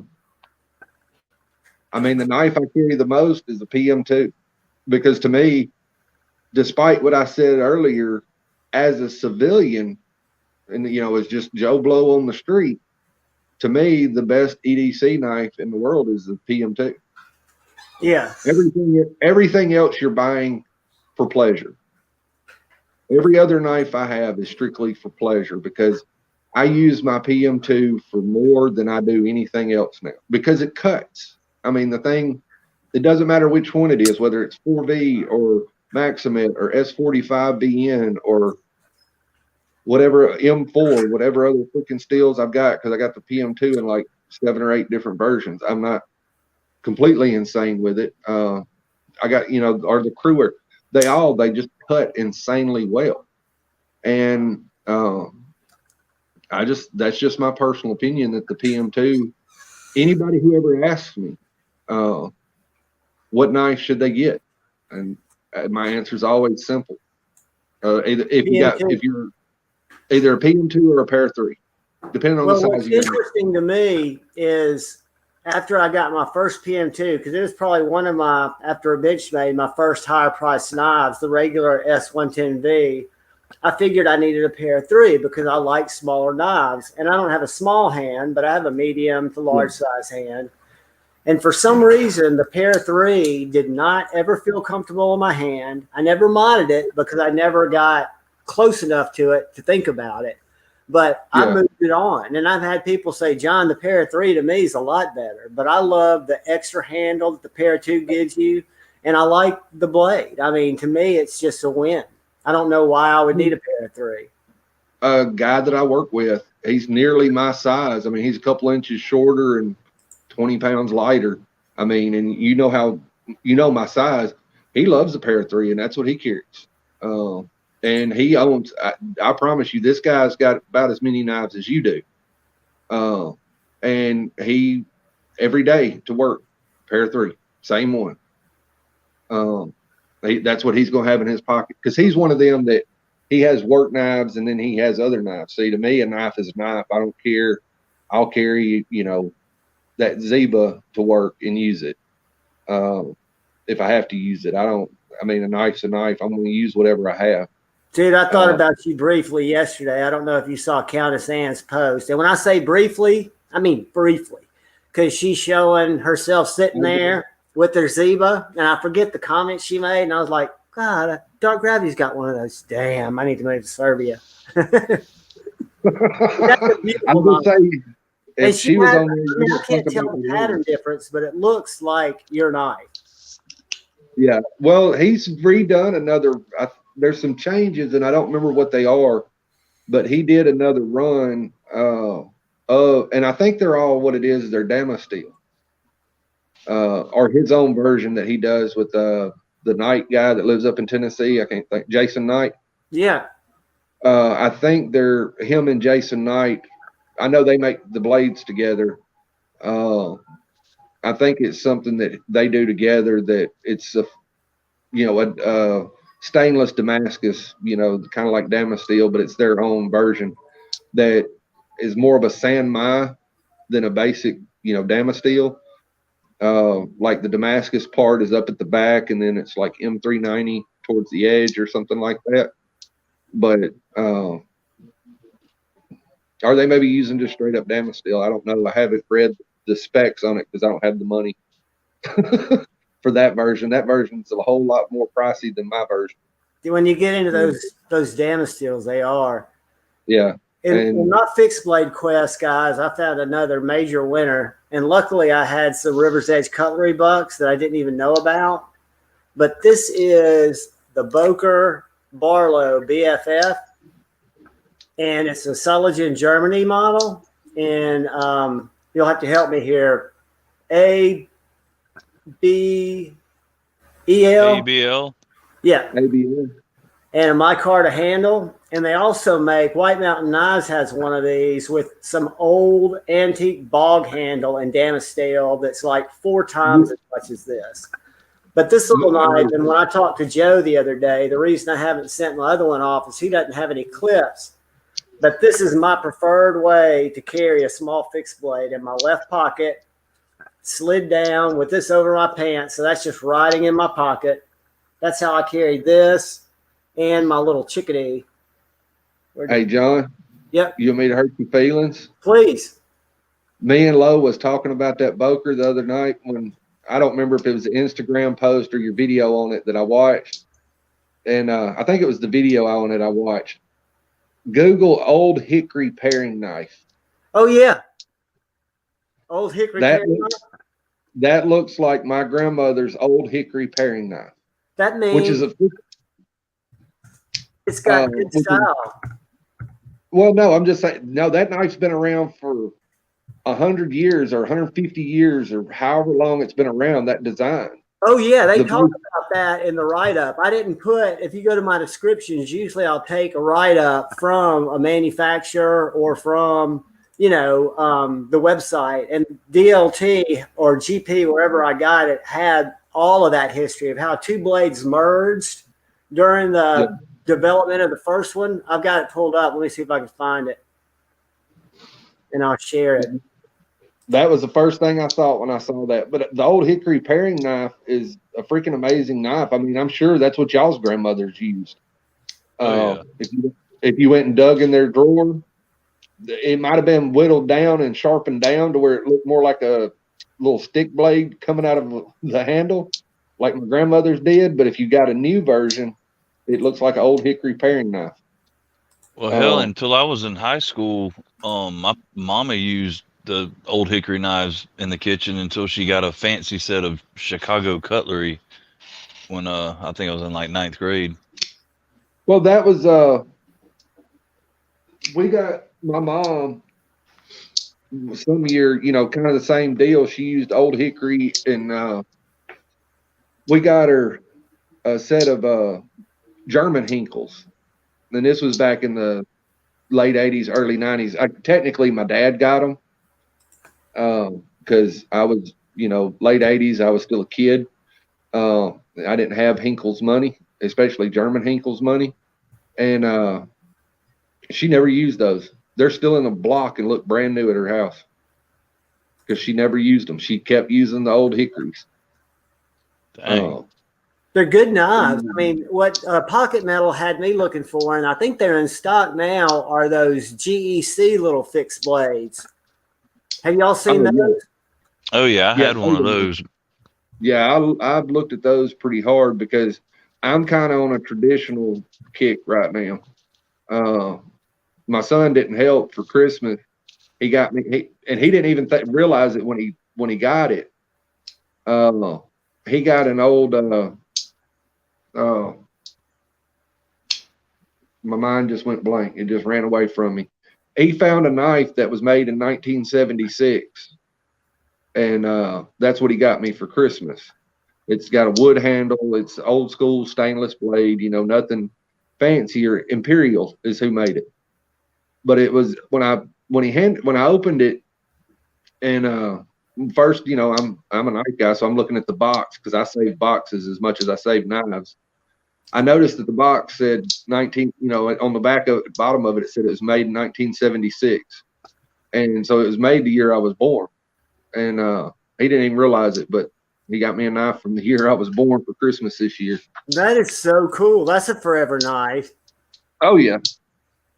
Yeah, that's cool as crap. Was it a fixed blade? No, it's a little folder, little lock back. Okay. But it's 1976 quality. So a lot of people nowadays would poo-poo, and the knife community would probably poo-poo on it because it's not drop shutty and flippy and this, that, and the other. The tolerances aren't all that great. But to me, it's just the thought and the fact that it's old. To me, that just makes it cool because I like Very old cool. stuff too. Hell, to me, the 70s were the heyday for traditional, like especially Case. That was their heyday. It was the 70s. Yeah. Case. Well, Case was king in the 70s because everybody else had died off. To a large degree. Imperial was kind of depending on the government for issuing like the K-bars, and K-bar was dependent on the government. Case was really about it. Buck was still there, but they were. Case was king through the 70s and 80s, and now Case has gone downhill, unfortunately. Yeah, they're crap now. But some of the Case knives I got on eBay that were made in the 70s were like better quality than some of the GCs that are put out these days. Well, the thing I've learned about Case is you got to buy Case local. Right. If you can go to a store that has it, like in Athens, we have a master case dealer, which is the top level case knife dealer, which I hadn't even thought about taking you guys to, because we always go to St. Nick's, and then we got St. Nick's. But there's actually another knife dealer in Athens that's, like I said, they're a master level case dealer. I didn't know that. Yeah, I hadn't thought about it because I'd kind of gotten out of tradition, because I go back and forth between modern and traditional. Modern, because I'll get bored with modern and I'll go back to traditional. And then I always love traditional.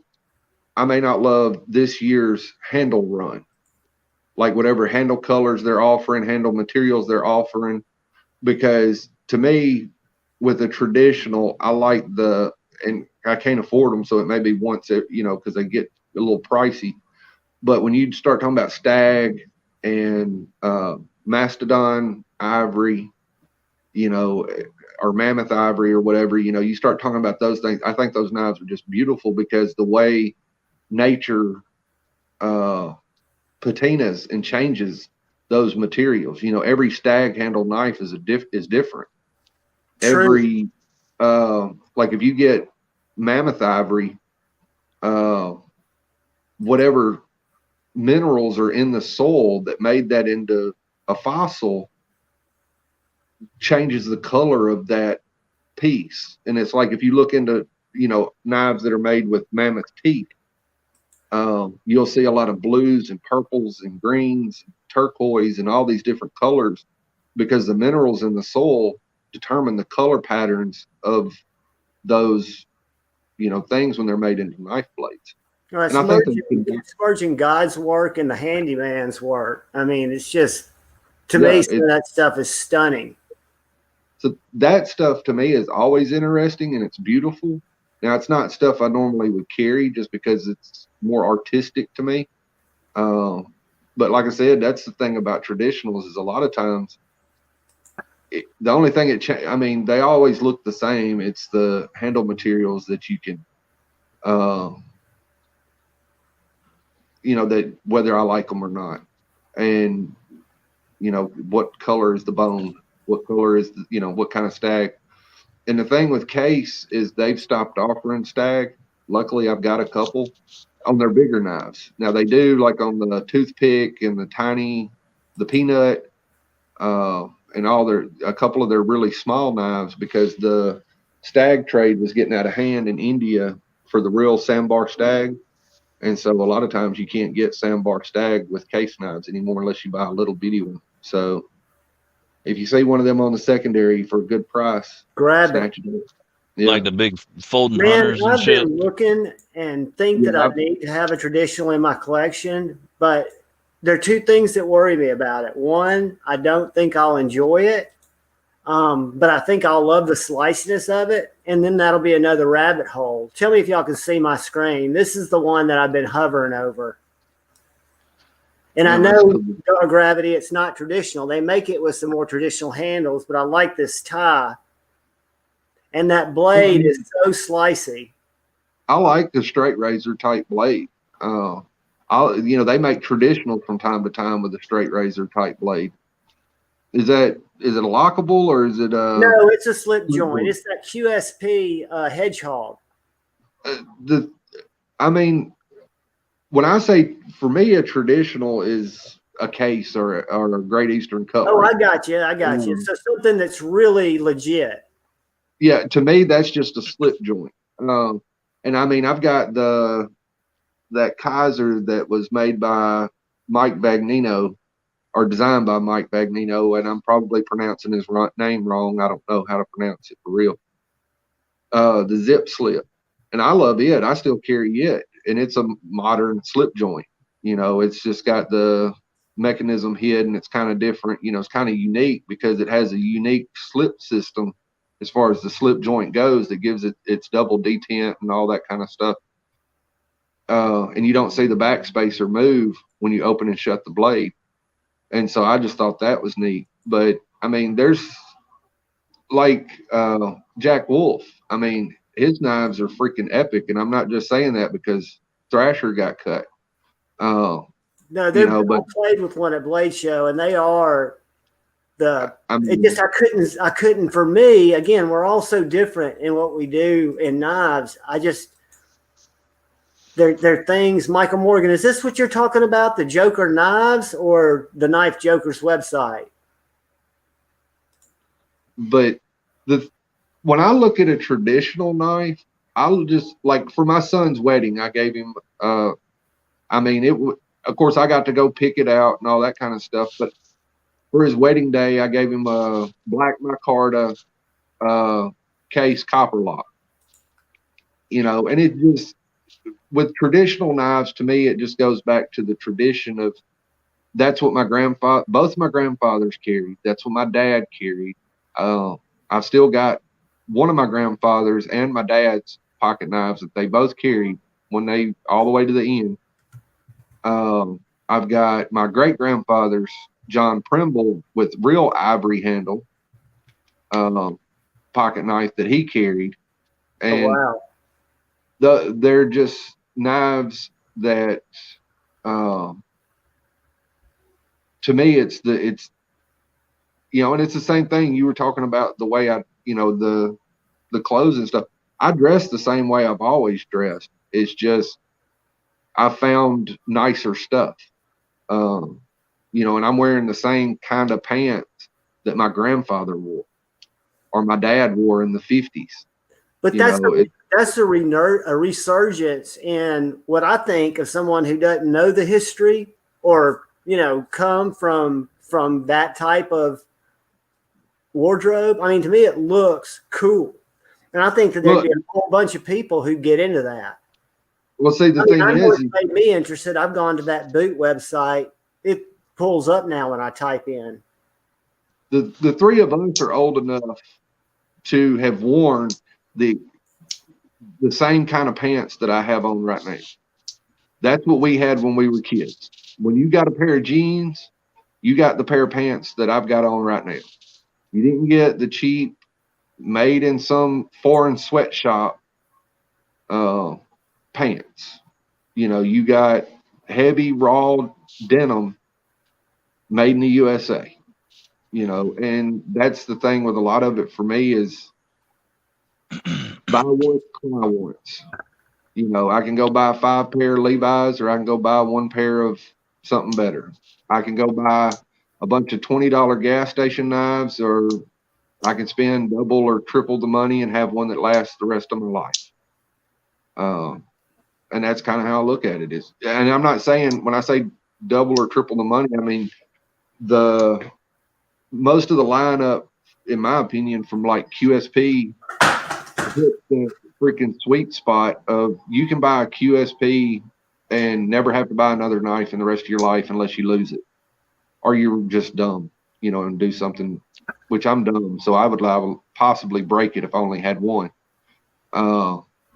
But that's just the way I look at it, is to spend a little more money than your $20 gas station knife, you know, and get something that's actually going to last you. I mean, well, you come up in more than 5 of my videos because I still harken back to your words of wisdom about, John, you can get these knives. It's just a matter of not buying the next knife that comes out and having them coming in every week. And it makes absolute sense. It's not like I'm spending more for knives. I'm just more selective about what I will vote with my dollars for. And that's it. Is you know, I think that's the only voice we really have. I mean, yeah, you have people like Jared or Metal Complex that do have a bigger voice than most of us, but they still only have a small voice, because if it was the case, then Jared would have gotten a lot of people to start doing better heat treats on their fucking knives, because I know, you know, Jared has talked about that in his videos. And so what matters is not what we say, it's where we spend our money. And if we, you know, choose to buy from people who produce a quality product, whether it's in the knife community, the ink pen community, because I'm into pens too, the flashlight community, whatever we're into, if we choose to be more responsible with what we purchase and only purchase the things that meet what we need and want and deserve for our hard-earned money, then everybody will start to try to produce that, you know. But if you're willing to go throw your money down a toilet because, oh, I can't afford it. No, you can afford it. You just got to quit. You can't go buy 10 Kaisers. You plan for it. You go buy one, you know, Ritter. You go buy one Hogue knife instead of buying 10 $30 Kaisers. That's $300. Well, Kaisers, in all truths, are $70 now. So literally, you buy 2-3 Kaisers, you could have an RSK that I promise you, you as a knife owner, whether you're a budget knife guy or a knife enthusiast, will find more value in a 20 CV G10, just well-made knife. And I'm not saying it because I think there's anything wrong with budget knives. I probably got one of the vastest collection of budget knives, and I loved them, and I was into that. But having friends like Dark Gravity and A to Z EDC, who's a slacker who we'll probably never see on here because he doesn't even return my texts when I talk about this. But he's got some great knives, and they've made it apparent that it's just what you like in your hand. And I love my Kaiser, or my Kaiser Gunmere is a fantastic knife, one of my favorite knives. It's not that the action is that much better on a higher end knife, but the action is, to me, more fluid. It feels like it's had more time put into it. The materials are better. Granted, do I push my knives to the hardest point? No, but that doesn't mean that I don't appreciate them and can tell the difference when I'm sitting watching TV or a live stream and I'm flipping a couple of knives. Which ones do I go for? You know, which ones make me feel good? And that's what I think's cool about knives, because again, I dug with them when I was younger, when I was a hunter, when I was an outdoors kid, and still have some good knives in my dad's safe. But really, I didn't start going into overdrive until COVID, and I started picking up on this wonderful community that I'm now blessed to be part of. But yeah, there's a lot out there, and you can't buy it all. I used to hear that early on. You can't buy everything. And for me, because it's painful for me to sell stuff, or it's not painful to give it away if I'm not using it, but I'd rather be selective now. And I wasn't always like that. So I'm not dishing anybody that spends a lot of money on budget knives. I did it for years. What I have learned is if I need to buy a knife or I need to move a knife, I've got a whole collection of knives that I can move a lot quicker, one at a time. And the Migueron Valona Michael Morgan is fantastic. The thing about the knife community that a lot of people don't realize is when they're newer in the knife community, you know, and they're sitting there like, I can't believe that, you know, $300 for whatever knife is way out of my budget. I can't afford that. The thing is when you start talking about knives and that, and it doesn't have to be exactly that price range, but roughly in that price range, most of them are limited release. Like take the Devo Stout. It was right at $300. Well, there's no more Devo Stouts except what's out there. So if you want a Devo Stout, guess what? You're going to probably pay more for it, unless you find a bro deal from somebody that you know. I'm hoping Brandon Thrasher's my bro deal. He's probably. But I'm just saying, I'm just saying that that's the way it works with those knives. Is they're not losing money. There's a limited supply. That $50, you know, or $70, you know, Kaiser, or that $30, $40 Sin Cut, or anything of that nature. Not that there's anything wrong with them, but they're not investments. You'll never get that money back because the odds are very low that you'll ever even sell the knife compared to, you know, you go buy a $495, $500 Strider. Yeah, it's $500, but guess what? You can sell it on the secondary for $8. Yeah, you put at worst case scenario, you put your money into a secure investment if you don't lose it or break it, because you'll always be able to get at least out of it in a crunch. But if you're looking for a good, you know, working knife, there's nothing wrong with any budget knives. That's what I don't want anybody to think that I've smashed budget knives. It's just that when your tastes change, you realize that you don't have to be in a different economic status to experience some of these knives. It's just you don't have to be so reactive to everything that's great, because let's face it, I can go to YouTube on any day and watch some of these reviewers that I really like and respect, and I'll see something that wouldn't be bad, you know, but if it doesn't just speak to me and be like, that's something I've got to have. I try to not jump on it. Well, I go short a lot of times where I'll order stuff, especially with my new descent into fixed blade madness. well, see, that's the thing with the whole. A lot of people, I've caught flack for the knives that I've bought and posted on Instagram or said something about on YouTube, and people will be like, "Oh, you're flexing," and it's like, no. How many knives did you buy this year? Okay, for the whole year, I may have bought 5. They may be $300 to $500 a piece, but I only bought 5. And so I'm not flexing. It's just I didn't buy 50 knives. I bought 5. And you a bought lot of 5 knives that you really had wanted. So, of course, you're going to post them because there's something that you've been after for a while. They mean more to you, maybe, than that $80 Kaiser. Maybe they don't to the person that has the $80 Kaiser. And that's why all of our differences are good. But yeah, some of the knives that I've wanted for the last year have been in that, I'd say, $75 to $150 price range.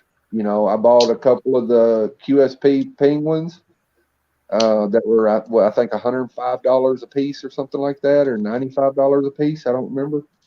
The higher end Penguins. I buy those lower price knives too. I don't just buy the expensive ones because there's nowadays with QSP.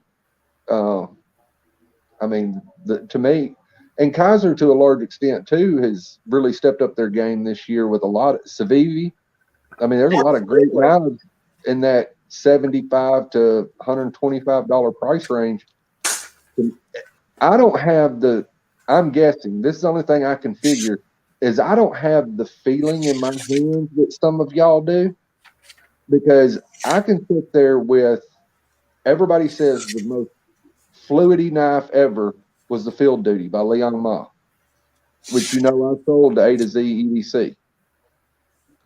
I could not tell you the difference between it and any other knife that I have.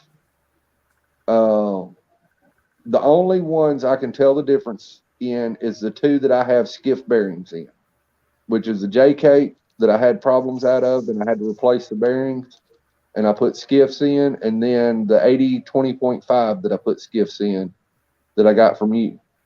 That is the only 2 knives that I can feel a difference from my Hinderer to my Chavez 229 it doesn't matter. All of them on bearings feel basically about the same to me.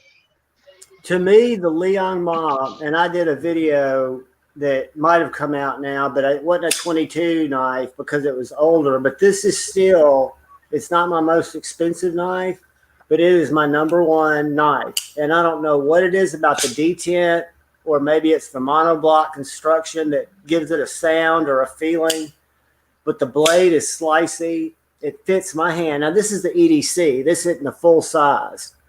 So it's a smaller knife. For example, if I look at it next to a bug out, if I could find my camera, it's about bug out size. But I just saw on Leon's face or Instagram that one of his Eutectic, the budget line, is called the Eutectic FSD, which stands for Field Duty EDC. And it looks very much like this knife, except it's a liner lock. And again, I don't buy budget knives by just happenstance or reaction, but that's a knife that I'm planning on buying because I want to experience and have it in my collection. I might gift it on, but it's something that I feel strongly enough about Leon's design, and this design in particular, that I just love it. Tanya, you're in Canada? That's 150 more here. Surely we could find a way to send one to Lefty and have him take it apart. But this little knife, guys, I picked up over at Traditional Pocket Knives when I was looking for that QSP hedgehog that I was just showing you. And this is from a company out of Pendleton, South Carolina called MW Steelworks. And they make these little fixed blades. And it's like an RL. It's got a weird blade steel. But anyway, this one is in Purple Haze, Arctic carbon fiber. It's a very short knife. If you go to their website, the reason I show these is they've still got them on sale, both in the Arctic carbon fiber, the Purple Haze carbon fiber, and it's a nice micarta variants. And they make it in a drop point and in a cool Warncliffe. I'm tempted to go back and get the Warncliffe because the micarta version's $101 on sale, and this fat carbon fiber version's $128. The only downside to this knife that I found is it doesn't really come with a sheath. It comes with this little kind of, I wouldn't even call it a pocket dropper, but just a little slip type thing. But like I said, this is what I'm going to have Joe make me a sheath for. But it's called the MW Old Crow. What the hell, Ted? My wife over here making fun of John talking about slips and sheaths. Thank you, Joe. I can hear her laughing in the background. Hey, we do our best. We do our best before giveaways to get a chuckle. Hey, Lo. Hey. Did I show you this little knife, Dark Gravity, that Kevin shared with me? This little Baltic blades made over in Lithuania. I forget the guy's name. It's a cool sounding name, but I forgot it. And he's reached out to me after I posted it. He makes these in his garage. It's a little scalpel, S35VN. I mean, super slicey, but a great little box opener that came with a little Kydex sheath. You sent me a picture of it. And I think you may have sent me the guy's name. I don't remember. Yeah, I sent you because he's got an Instagram that I follow because he does some bigger knives, full-size knives too. I'll be honest, I like that knife better than the Chickadee because there's just more in your hand. That's true. The Chickadee kind of leaves me hanging a little bit. The thing I like about the Chickadee for my hand is it has, like, compared to the little Tucson 150, it's got a little more handle. I feel like Lowe's over there with her mind in the gutter or something. She said she started laughing when you said the Chickadee leaves you hanging. Right.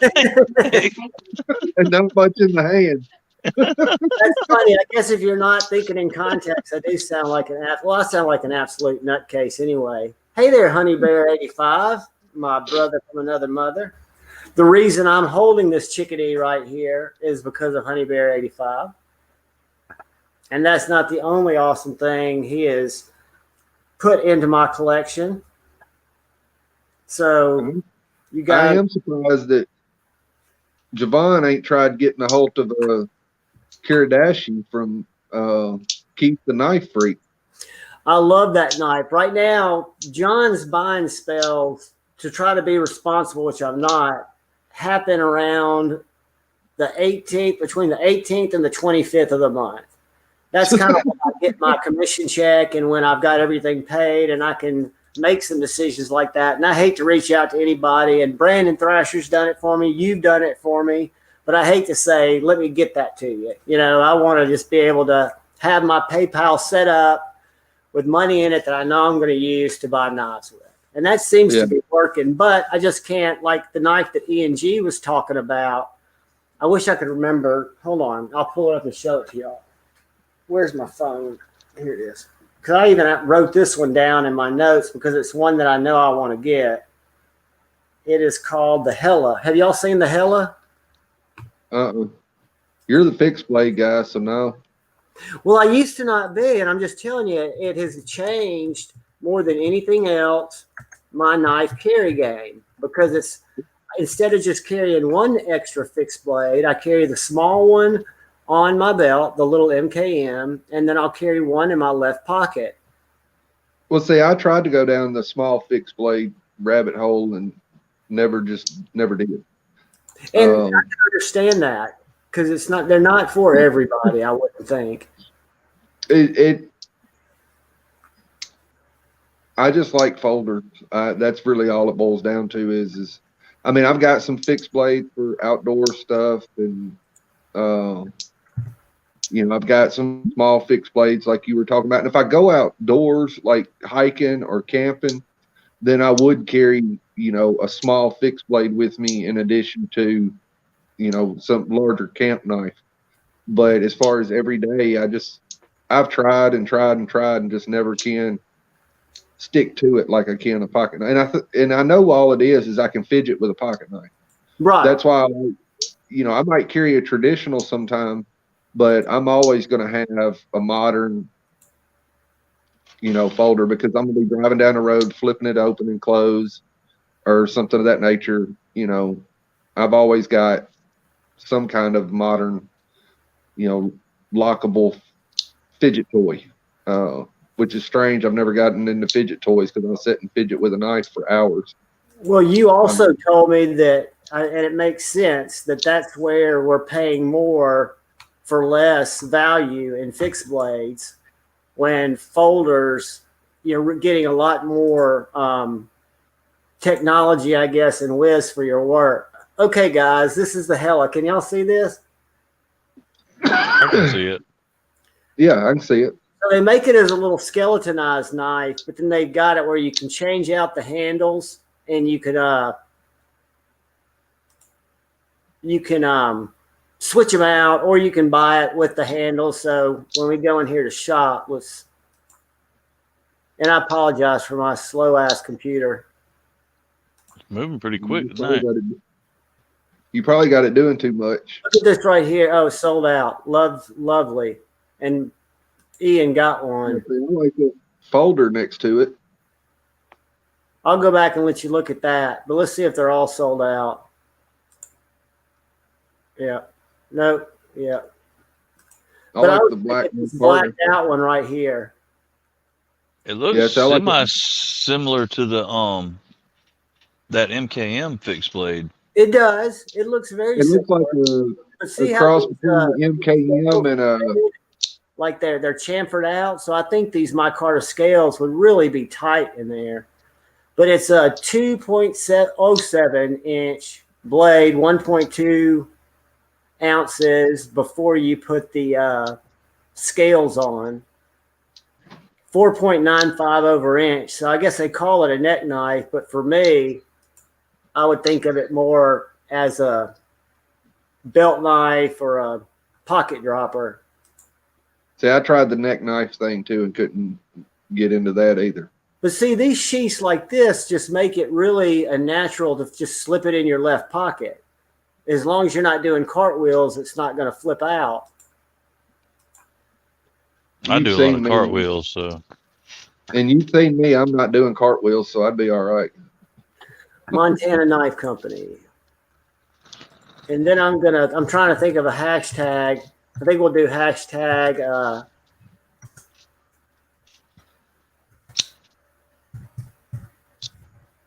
start gravity in one word. Oh, Lord. Focus or go follow his Instagram. I'm going to put it back up here in a second because he does have I don't have enough pictures. I don't post enough pictures for people to follow me. No, that's not true. It's not about quantity. It's about quality. And you post enough to keep, when you've got something new to show, you show it. Oh, I don't post all the stuff about it. You can link your OnlyFans on your Instagram so you can get people to head over there. Hey, Mike, is there any hold on. Oh, I actually had thought about that because I don't post nearly everything that I buy. Well, the reason I don't is I don't want Lo to see that I bought something. I hope she's not still there. No, she went back inside. She couldn't handle it. She kept laughing. How long She are these said, bad "Those guys? idiots." Let's see. But no, if I posted everything that I bought, then I'd be in all kind of trouble. I love it, but I'm not just all fired up about the paracord handle. That's one of my. Where's the size of this thing? Looks like it's there. We go. 3-inch blade, 6.5 inch. Even if it's a paracord handle, if it's a skeletonized handle, you can always make scales for it, John. Yeah, or somebody like Pro X could. Let me go back forward. If you see here, here's the Exactly. skeletonized. You know, that's the thing about skeletonized handles versus ones that are more solid handle. You can always have scales made by somebody like Pro X. Don't y'all think they make a skeletonized knife feel better in your hand, even if it's a thin scale? What you talking about? The paracord or No, well, any something that's not skeletonized, like my little Bradford here that's skeletonized, but it just feels more angular in the hand. I've never liked the skeleton as far as I've always had to wrap them or get scales for them. I've never been big on I understand the purpose behind them. You know, like I said, I tried the whole neck knife thing and the hidden knife thing where, you know, you got it tucked behind your back and it's nothing but a slab of steel. And when you actually go to try to use them, they're usually not very comfortable at all. But that's not their intent, is for them to be a use knife. And that's something I have to remember, is that you know, like the little Essie Zancuda and all those little, you know, Essie knives and like that one you just showed from Bradford, that's not meant to be your continual use knife. And that was the point that's the point I was trying to make with Shane earlier about the Guardian 3, him talking about it being too small. Is the premise behind the Guardian 3 is it's a backup knife. I mean, it even written on the, you know, it's called the Guardian 3 backup. It's not called this is my always use knife. Right. You know, and so it's not meant to be a perfect size handle for somebody with meat hooks. You know, because mine doesn't, I've got one and it doesn't fit my hands either. But I'm not using it for, you know, everyday carry type tasks. You know, I use a full-size pocket knife for that. You know, it's meant there in case a last-ditch situation that I'll probably never be in. You know, that's what it's for. You know, and so that's the thing. Like I said, it goes back to the design intent of different knives. That skeletonized Bradford you've got, it's meant to be tucked in your underwear so you can fight off a burglar at 2 o'clock in the morning. You know, it's not meant to be comfortable out trying to survive in the woods or cutting up boxes. Not a lot of boxes, you're right, but for cutting that paracord or cutting that twine. I mean, yeah, little stuff like that. Like I watch leather work on YouTube sometimes, you know, where they make whether it's wallets or purses or boots or any of that. And I see all these folks using these little Kiridashis that look about like that Guardian you pulled up, but it's got the angular, you know, the straight tanto type shape. Right. And I mean, they're cutting through thick, heavy duty, you know, veg tan leather and using those knives to do it. But they're like freaking razor blades. I mean, they're like chisel blades. And so I always think that always makes me want to buy one. But I also know that I've got some similar knives that are in a box. I actually just found them the other day in the garage in a tote that I forgot I even had them, you know, and it just stuff where I've tried to go down these rabbit holes and I can't sell nothing because I have issues. Well, you need to go see me because I'm sure I'll take some stuff off your hands. Check this, what Happy Hactics pointed out to us. I'm going to have to bookmark this page. This is the auxiliary knives runt. Whoop. Where'd it go? Here it is. But it is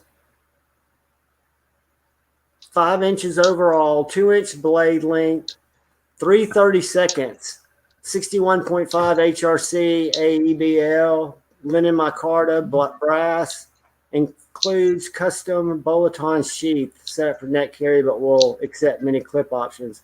I like this Happy Haptics. The handle looks a little longer, doesn't it, guys? The handle looks like it would just feel more comfortable in your hand. Yeah. That's a good looking with knife. With that belly in the handle, it looks like it would actually be a little more filling and more functional. Great little pocket dropper sheath. I like that Kydex sheath. And these are in stock, aren't they?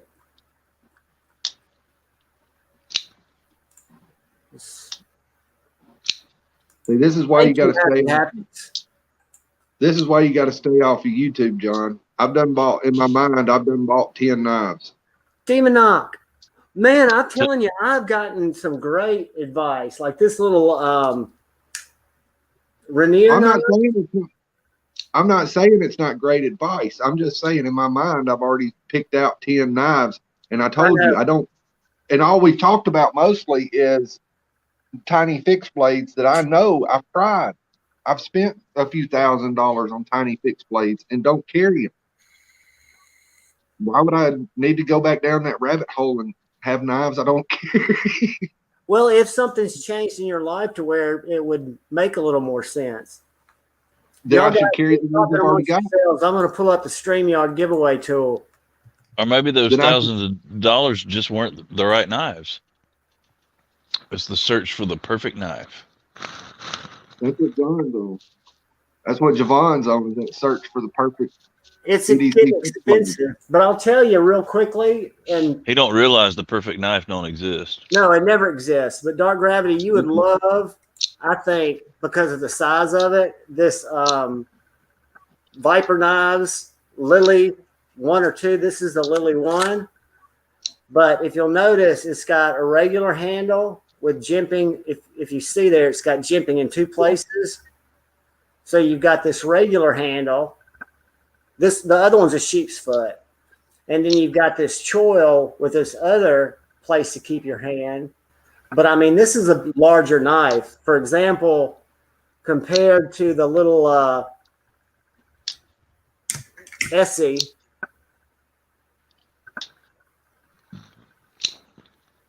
So I would I'd probably carry the Essie before I would that bigger one.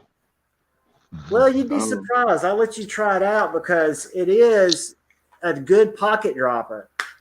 And it's Elmax, and they're very economical for what they are. Now, they're made in Italy, but this one's super, super sharp and slicey. Let me grab my slicey paper. Uh-oh. Hashtag fail.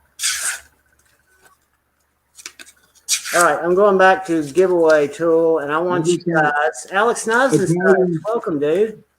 Italians aren't known for their heat treats, so. No. That is true.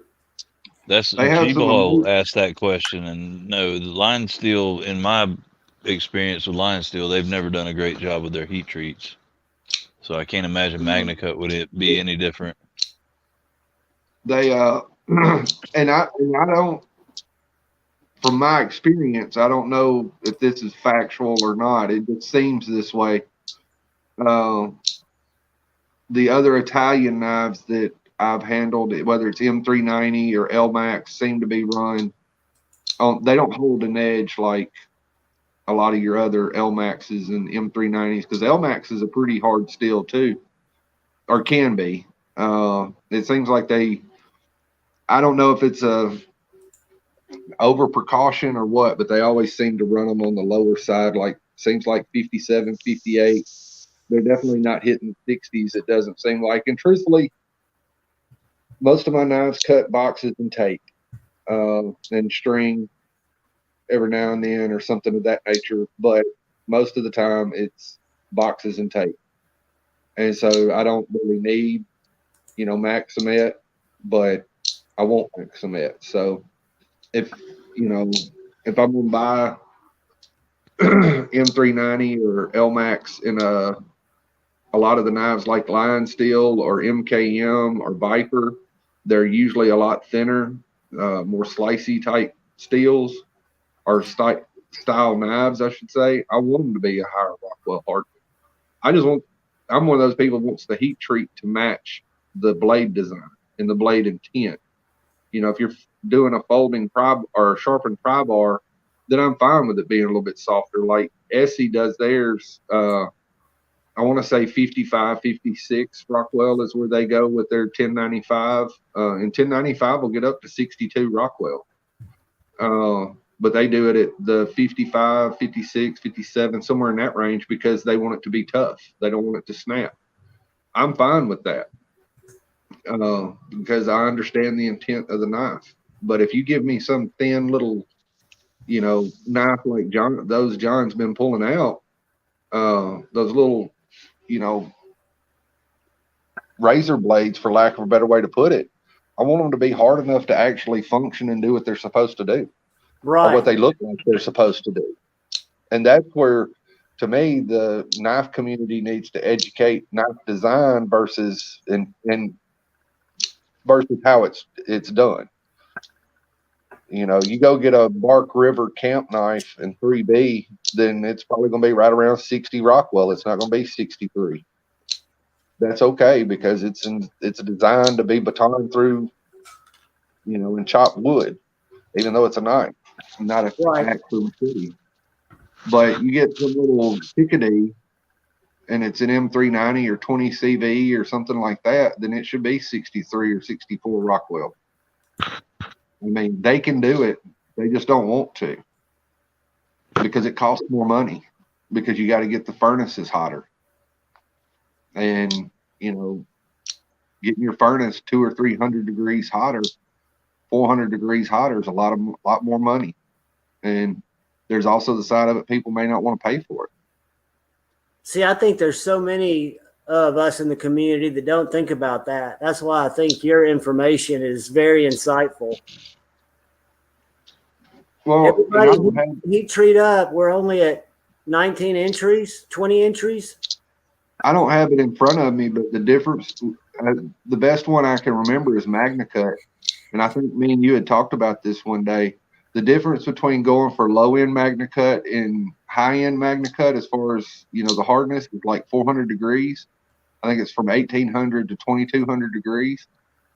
That's a huge spread, as far as heating up a furnace goes to get it to that maximum hardness. And so I think, it may not sound like a big deal for when you look at it just on the surface, but over a year for just say Peter's Heat Treat as an example, or a bigger knife company like, that gets their knives heat treated through a third party, like Hinderer, that can be over a year, $100,000 difference in payment that they have to send to Peter's Heat Treat to heat treat their knives. I don't know what it is. I just know those big ass furnaces that they use cost a lot of money to run. Yeah, just in power. Kyle Coonley, put hashtag heat treat in the comments for a chance to win a knife. Yeah, Tanya's right. It also costs more to grind that harder steel. Whether it's machine grind. Now, most of them do machine grinding now. They don't do belt grinding. That's a lot of your folks like Brian does belt grinding, but a lot of them do machining. But those bits are still, and I don't know off the top of my head, I know they're I've heard they're hundreds of dollars for some of those machine bits. I haven't done that in a long time, and the company bought the bits, and I didn't. And so I don't know what they cost nowadays. But I know they're not cheap to buy machine bits. And so you start taking all of those factors into account, and your $400 Rick Hinderer just went up to $550. you know, and I don't know what the price variances would be. I'm just saying that people are already complaining about the prices of stuff and demanding a higher end. I mean, you know, uh, is it worth the money? Right. You know, I and that, mean, I think and all of us G-Ball's look right. at that differently based on how a knife feels to us. Because I know a lot of people say that the Avant's not worth the money to them, but to me, for some reason, it just checks so many boxes.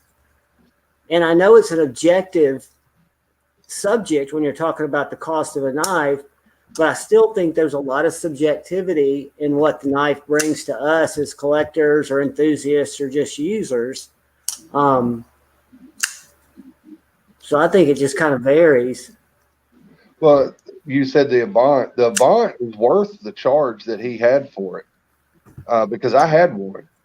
My thing with the Avant, if you look at all the knives I carry, Spyderco PM2 with titanium handles, Hinder titanium handles, Chavez titanium handles. They all weigh a ton. It's totally different. Yeah. I'm a big person. You know, I'm not as big as Shane, but I'm close to it. You know, and I'm damn sure not no Matty, but I ain't much behind him. You know, but I'm a big guy, so that was the thing with the Avant. There's absolutely nothing wrong with it. You know, people's talk about it's overpriced. They're judging it based off of its weight, and it was intentionally designed to be lightweight. I mean, Right. That was kind of its main thing. Yeah, but I mean, and I've been guilty of that too, where I feel like quality is heavy, you know, and that part of that may come from fucking thousands of years of evolution, because we've always thought of gold as valuable and gold's heavy. Right. And so it.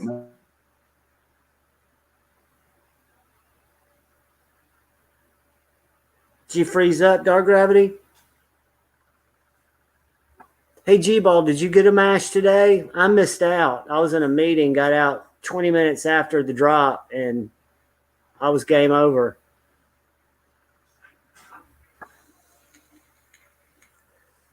I think our brother Dark Gravity's frozen, John. Or he's being very still. All right, guys, has everybody put in? What happened? You just froze up. Oh. You were talking and you just went frozen. I thought you didn't want to do your giveaway, so you just hung up.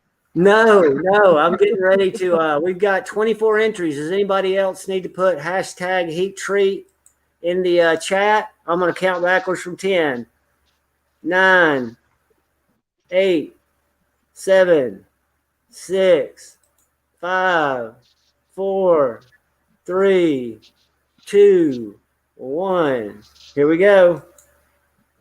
But what G-Ball, you posted what G-Ball said about the mash with titanium and 14C 28N at $120. That is awesome. I'm in the Jared camp on that. I think 14C 28N is one of the best deals you can get. You know, it's relatively easy to sharpen if you know what you're doing. I mean, you can do it by hand in a matter of minutes. And it's actually doesn't, you know, it's very good with rust. It's very good with everything. It slices long enough and good enough for 99% of what you need. You know, I'm a big fan of 14C 28N also. That's saying I'm a big fan of 154 CM and CPM 154. I got into a discussion over everybody was all up in arms over one of the new Benchmades made with CPM D2 and how it's a cheap steel. No, it's not. It costs almost the same amount of money within a few dollars of M390 and 20 CV. And it's, yes, the M390 and 20 CV is a little more difficult to grind, but it's not, significant enough. I mean, people are willing to pay $300 just because it's M390. It ain't that deep. It Right. ain't. Do you People think make. that's marketing, or do you think it's just manufacturers giving what the community thinks they want? I think the M390 is internet hype.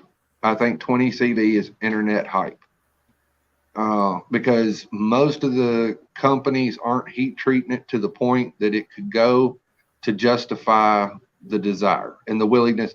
I mean, Kevin even said it when he was talking about the stout. He said that it was only just like $15 difference for a knife between M390 and 14C28N or something like that. I don't know what it was, but he was talking about the difference in prices. And of course, we could go back and dig through. He just does too many damn videos to find it. But he had talked about that, where the price difference tripped him out, that, the difference between M390 and some of the so-called budget steels isn't that much when you come to buying a knife. It's just the markup is able to be there based off of an illusion. I mean, it's the same thing. You go and you buy Balenciaga. Balenciaga makes a sock with a rubber sole on it and charges $1,000, and people buy it because Kim Kardashian said you should. Well, I mean, it's the same thing with a knife. A company goes and makes a knife with M390 and says, and gets, and I won't say gets somebody, but somebody in the community said that has, a following, says this thing is fucking awesome. Now everybody goes and buys it, and it justifies the triple the price or double the price, even though it's not double the material.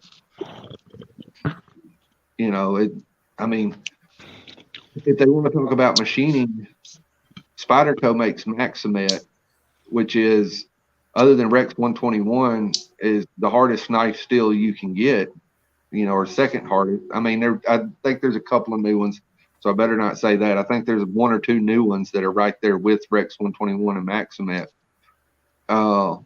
But Spyderco makes Maximet PM2s. I think I paid like $212 for mine as a factory first, $220 for mine or something like that. I bought it as a factory first from St. Nick's. I mean, you can't tell me that it's a machining issue. Oh, well, they charge more because it's harder to machine M390 than 14C28N. Is it? Spyderco can do Maximet for $100 less. I can tell you right now, Maximet's a whole hell of a lot harder to machine than M390. And so I think a lot of it is, and I'm guilty of this. I'm a crow. It's shiny, and I want it. I want to get it. And I think that's a lot of it, and a lot of it we're influenced by other folks. It's like I said earlier, you sitting there going through all those damn little fixed blades, and I'm sitting here, ooh, I like that one, I like that one, I like that one. And I done bought 10 knives in my brain. And that's how that works. I mean, you've said it more than any of us that used to. For a while there, you would watch YouTube and somebody would show a knife and you'd be like, oh shit, click, click, click, click. Next thing you know, you're done buying. Well, And I'll tell you, it's no fault of theirs, but Grateful Panic and Lefty and Jared were probably my main influencers. And it wasn't that they were saying to buy the knife. I identified with their content. They liked it. And I was just learning about knives. And I didn't get many goats. I'll say almost everything I got, even though I wish I'd changed my buying habits earlier, focusing on nicer knives. But I'm pleased with everything I've got. Well, and the thing is that's where something we all have to recognize in ourselves is just because it's out there doesn't mean I have to have it. Right. It's a lot of it's the fear of missing out. What do they call that? FOMO? Yep. Well, it's the damn mash is a prime example. I would love to have one and intended to buy one. I was like, well, I'll just wait for a couple weeks because it's not an opportune time to get one right now. and now it's sold out. So the next knife that comes up that you kind of like, but you might not, necessarily be in a prime position to buy it at that point. You're like, well, shit, I better buy it. It might sell out, and then I won't have it. And that's what happens. I've told John that with the Evo 3.0. I didn't buy one last year when they were available because I didn't have the money, or in my mind, I didn't have the money.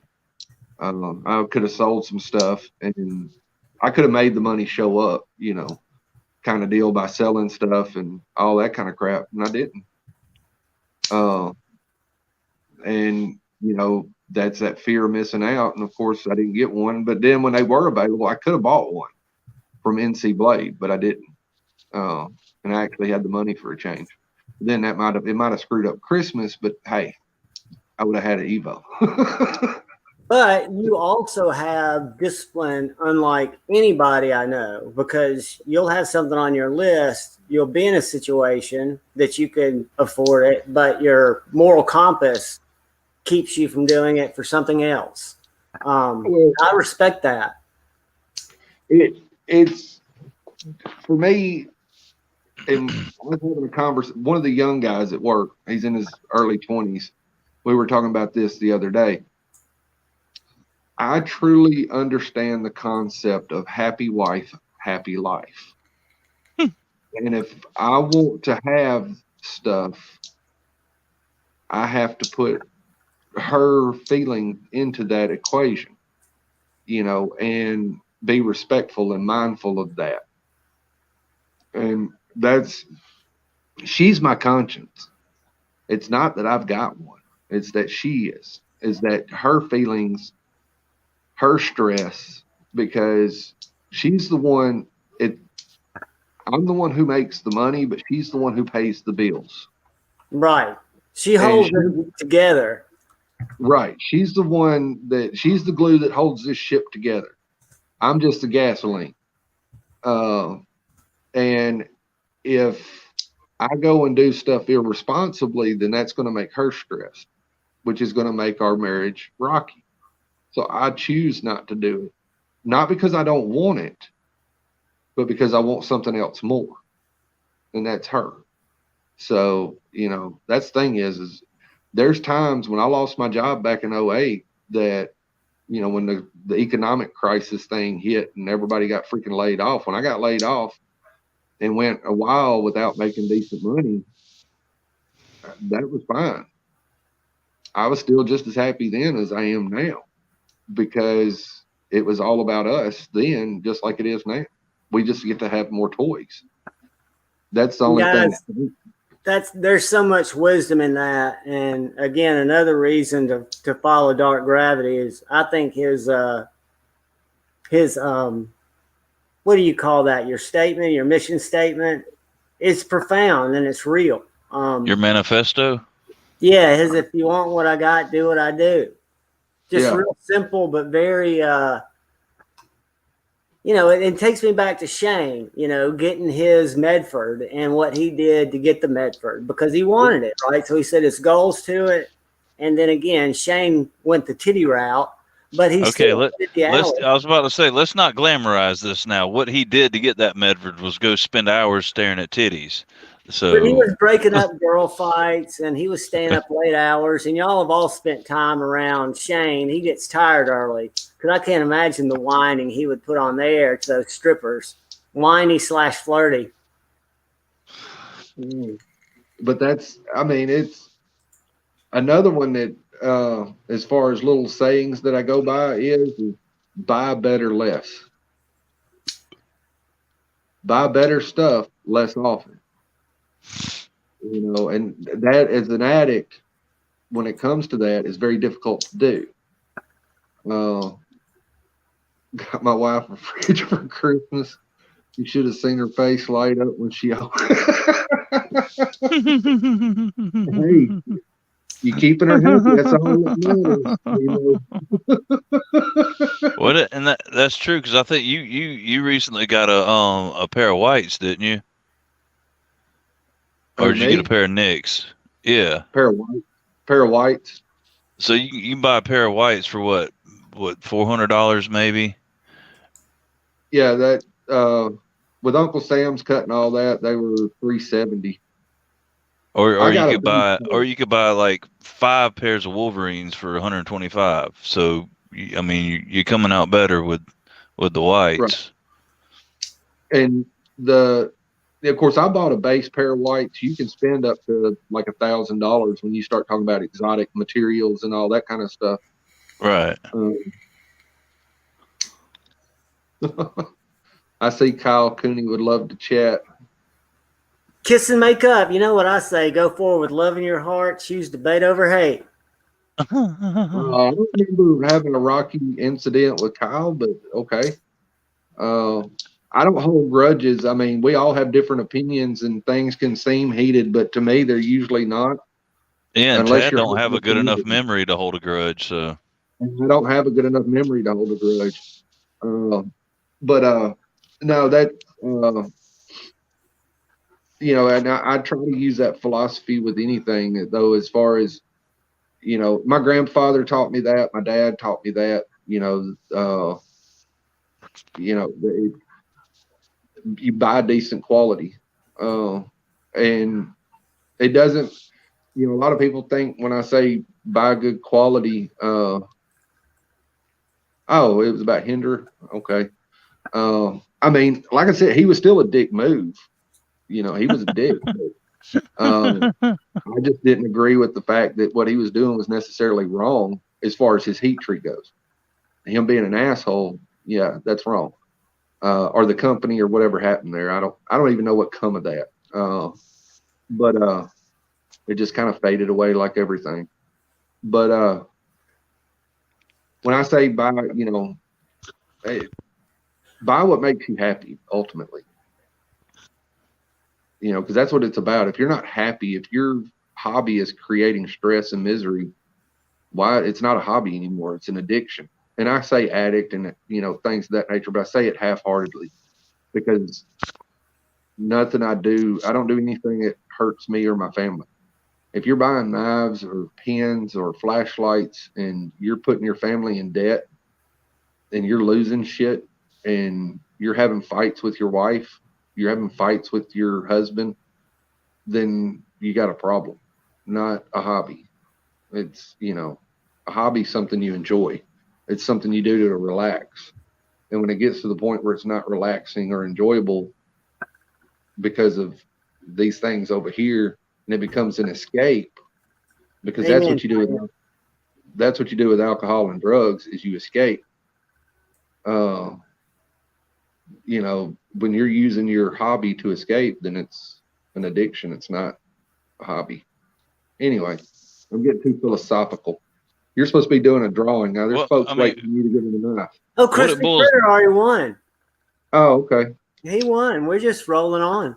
Yeah, what it boils down to is if it don't cause problems in your marriage and it makes you happy to buy a knife that an autistic kid made out of tinfoil for $600 and you're thrilled with it, buy the shit out of it.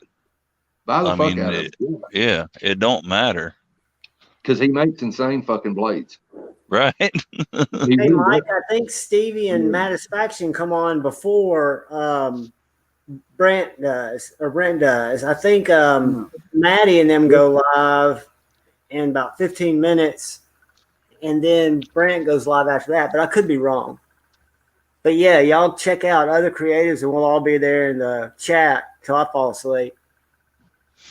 But no, that's, yeah, always do what makes you happy. And if what makes you happy is getting down to the bare bones of what steel is the best, then do your research, find the best company with the best heat treat, the best steel, and buy that. Otherwise, buy what the hell you want, whatever looks good, whatever feels good. And acid test kids, that's all right.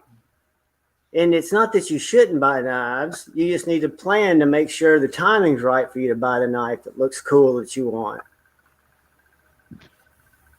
Oh, and that's the thing is, as far as production companies, Spyderco is still, as far as I know, the best heat. Well, apparently MBK Monterey Bay is doing good, or at least pretty good, you know, based off of what we learned today. But yeah, Kyle, I'm from Alabama too. I don't know about the wisdom and intelligence, but We're in North Alabama. We're actually, I guess I could say there is wisdom and intelligence here. We put man on the moon. Damn right. So, Salt of the earth shit, man. I've got to share something before we go, and I hope I don't turn anybody sideways in the chat. But I was digging into M3 Tactical's Instagram and their YouTube just because I was interested in what they were doing. And he's got a whole playlist, about 30 videos on flat earth. And I learned more about flat earth than I did about him making knives in the United States. It's a dome, kind of like a snow globe. So when you get to the edge and you can't get through, if you could get through, there's all kinds of land over there that we could settle. There's more land on the other side of the Antarctica rim because Antarctica surrounds us apparently. Yes. And once you get past that, there's more suns and there's more land. It's pretty amazing. Y'all should check it out. It'll open your eyes. Relatively speaking, that is true. Because if you go directly south from where we're at, cross over Antarctica, and you come around the other side, you will run into Africa. And I guess it's that whole dome thing that keeps you from going over the edge, just bounces you back, makes you feel like you're going in a big circle. Yeah, because all we're doing is going in circles. Because really, their whole point is it's in the Old Testament, which it's not. It's just been translated to words they've hung on. And B, we can't be spinning on a ball; we would fall over. Well, I mean, the sheer velocity of the Earth spinning would throw us off of it. It just doesn't make sense. Right. And then they take time lapse of the sky, and that's proof for them that the stars are just. We're just on like a record. A 45 is kind of how they use the analogy. It is more. I feel like the speed we're going is more like a 72, but that's what I was thinking. Is a 72 would be much more fun because I remember those merry-go-rounds when I was a kid, and a 72 would be way more fun than a 45. Oh yeah, 45 is too hectic. I prefaced it. I'm not making any judgments. I just found it interesting. That was my first. I'd always heard Eddie Bravo and Joe Rogan talk about it, but I did not know I guess you'd call it the evidence that we're really just on a frisbee. Well, what I'm waiting on is if Theo Vaughn ever says that the Earth is flat, then it's done deal. It's flat. I don't know. I'm kidding, but y'all, if you get a chance, go to M3 Tactical. And this is just another thought of mine because I watch it happen on Facebook. I've got a friend a few years older than me who's a stockbroker, and he's also a raging Alabama fan. So he spends half of his time on Facebook talking about stocks, come see me, and the other half bashing Auburn. And I'm thinking, you idiot, you're in a business where their money spends the same. So why would you alienate half of the people, just like M3 Tactical? Why would you put something, even if you believe it and it's your calling, that's going to make part of your market? Well, I guess if you're allegedly not making knives allegedly in America, that's the least of your issues. Maybe it's a look over here, but it was just bizarre. So you're saying if you already have questionable character, why in the hell would you post your support for something that could make people think you're absolutely bonkers? Did you see the video where he wishes Happy New Year to everyone with his son standing by him, and his son looks like a hostage wearing the M3 Tactical hat? It looks like a hostage video. I saw the clip, but I didn't watch the video. Well, all I'm saying is you can't see the dude's right arm, so there could be a whole thing going on. I'm not positive, just speculation. The thing that gets me about M3 Tactical and got me about Jake Hoback is the knife community ultimately doesn't care where the knives are made. Just tell us the truth. Right. Because I can tell you right now, Reoc fly off the shelf as fast as Spydercos do. as far as in the knife community. Now, you take average Joe Blow, yeah, the guys that I work with know more about Fighter Co. and have never heard of Riot. But I know about in the knife community, the people who are going to buy a Jake Hoback knife aren't the people I work with. They're folks like us. The people who are going to buy M3 Tactical aren't the folks I work with. They're folks like us. I don't really care where it's made. I don't care if it, I've got Riots. Like I said, I've got a Chavez in my pocket. It's made by Riot. And so I don't care if it's made by Chinese people or if it's made by American people. If I like the knife, I'm going to buy the knife. I don't understand why they're being all secretive and trying to pretend that they're something they're not. I mean, just be honest. Yeah, I get, Well, because there's more money in American made. They know that. I don't know. Well, they know they can charge higher prices. I got a $550 J-Cape on pre-order right now. So and that's a Chinese-made knife. I mean, that's the thing with, of course, the knife's $450, and I bought other scales and parts for it. But that's the thing about. I mean, yeah, you can charge. I guess you can get, where I paid $450 for the J-Cape, and I just happened to buy extra stuff for it. You can get a little more money, so you do have a higher profit margin. But I still, it's better than no profit margin because, I mean, I guess, there are folks back buying Jake Hoback knives again because most of the knife community actually isn't crazy like us. Most of the knife community just buys knives. Like the guy that I work with that has probably as many knives as JuhVon, he doesn't follow none of it. He goes through the different knife dealer websites and he's like a fucking crow. He just sees it and he buys it. He's 50 years old. He makes over $100,000 a year. He lives with his mama. He has no bills whatsoever except for what he creates. So he's got, like, after taxes, $70,000 a year to spend on knives, $80,000 a year to spend on knives, and that's what he does. Knife budget. Grumpy Grunt, how are you, my brother?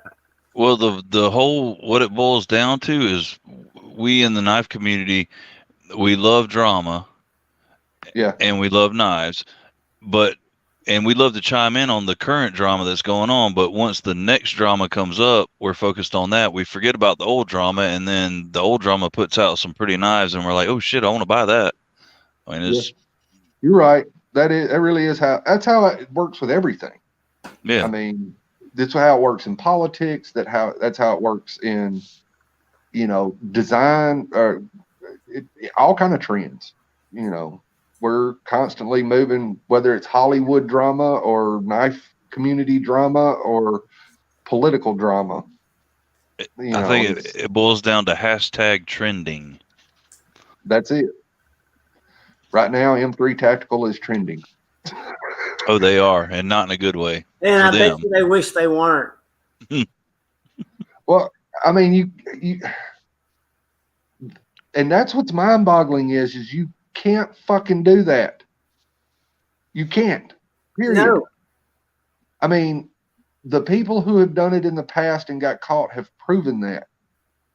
You can't use freaking pot metal and say that it's, M390. You can't use, Chinese manufacturing and say it's American without getting caught.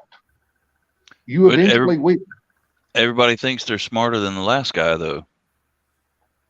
Yeah, I know you're right, but it's just mind-boggling to think that, though. To me. Oh, it is.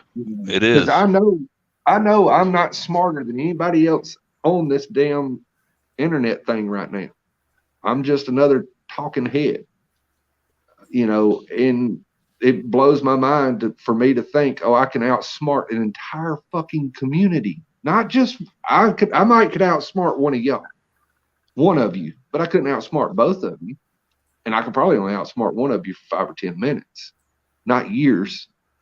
And you're the knife community. You're talking about 1 million people.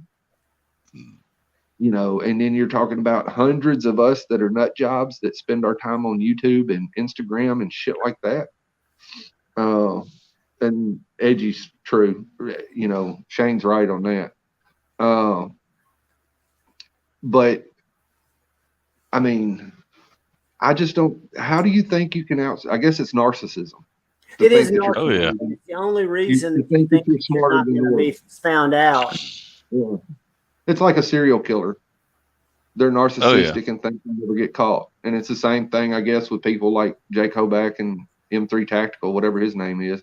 They think they'll never get caught because they're smarter than the world. Well, and I guess I don't understand that. The reason I think it's narcissism is we as humans and we as the knife community are very forgiving. I think everybody just would like people to come straight with them and say, I fucked up. I didn't think of the ramifications and I apologize. But you rarely see that. You see people hold their ground, or in Jake Hobeck's case, say, I never said my knives were made there. The dealers misrepresented them, which is throwing other people under the bus instead of just saying, guess what, guys, foul on me. And it would work out so much better for them if they would just come clean. And what Panic was talking about a second ago, they get to charge more. I mean, Hoback never backed off the sumo price. It's still like $600. Yep. And I'm sorry, it's not a $600. It wasn't a $600 knife if it was made in America, in my opinion. The thing's fucking ugly. Yeah, it is. To me, it's a bizarro one. Oh, that one and the other one, the two that are like siblings or whatever, the bigger version is one's a sumo and one's a something else. No, none of those, The Quachetti? Huh? Is it the Quachetti and the... No, it's two folders. One was bigger than the other. I don't... one of them, I think Kevin had to send back twice or send back or something like that. I don't know. Anyway, I like the Quaking, and that's about it. And I like that axe that Kevin had that Jake Hoback did. I thought it was pretty cool. But that's, I don't, there's some things I just don't get. That's all it is. I try to wrap my head. Have meetings like this on Friday nights and learn from people in the chat and solve the world's problems and just make everything a better place. And guys, I totally appreciate you stopping by. The only reason I was going to cut it short is we are 30 seconds from said faction, and I don't want to cut into their time. And I know y'all want to go over there or go check out Brent. But I'm going to let Grateful Panic say his goodbyes. Then I'm going to let Dark Gravity say his goodbyes. And I'm going to tell y'all how much I appreciate you and let you go. Goodbye. Ciao. Love you guys. Love y'all. Pieces. See y'all over at Mattis Faction. Or said faction.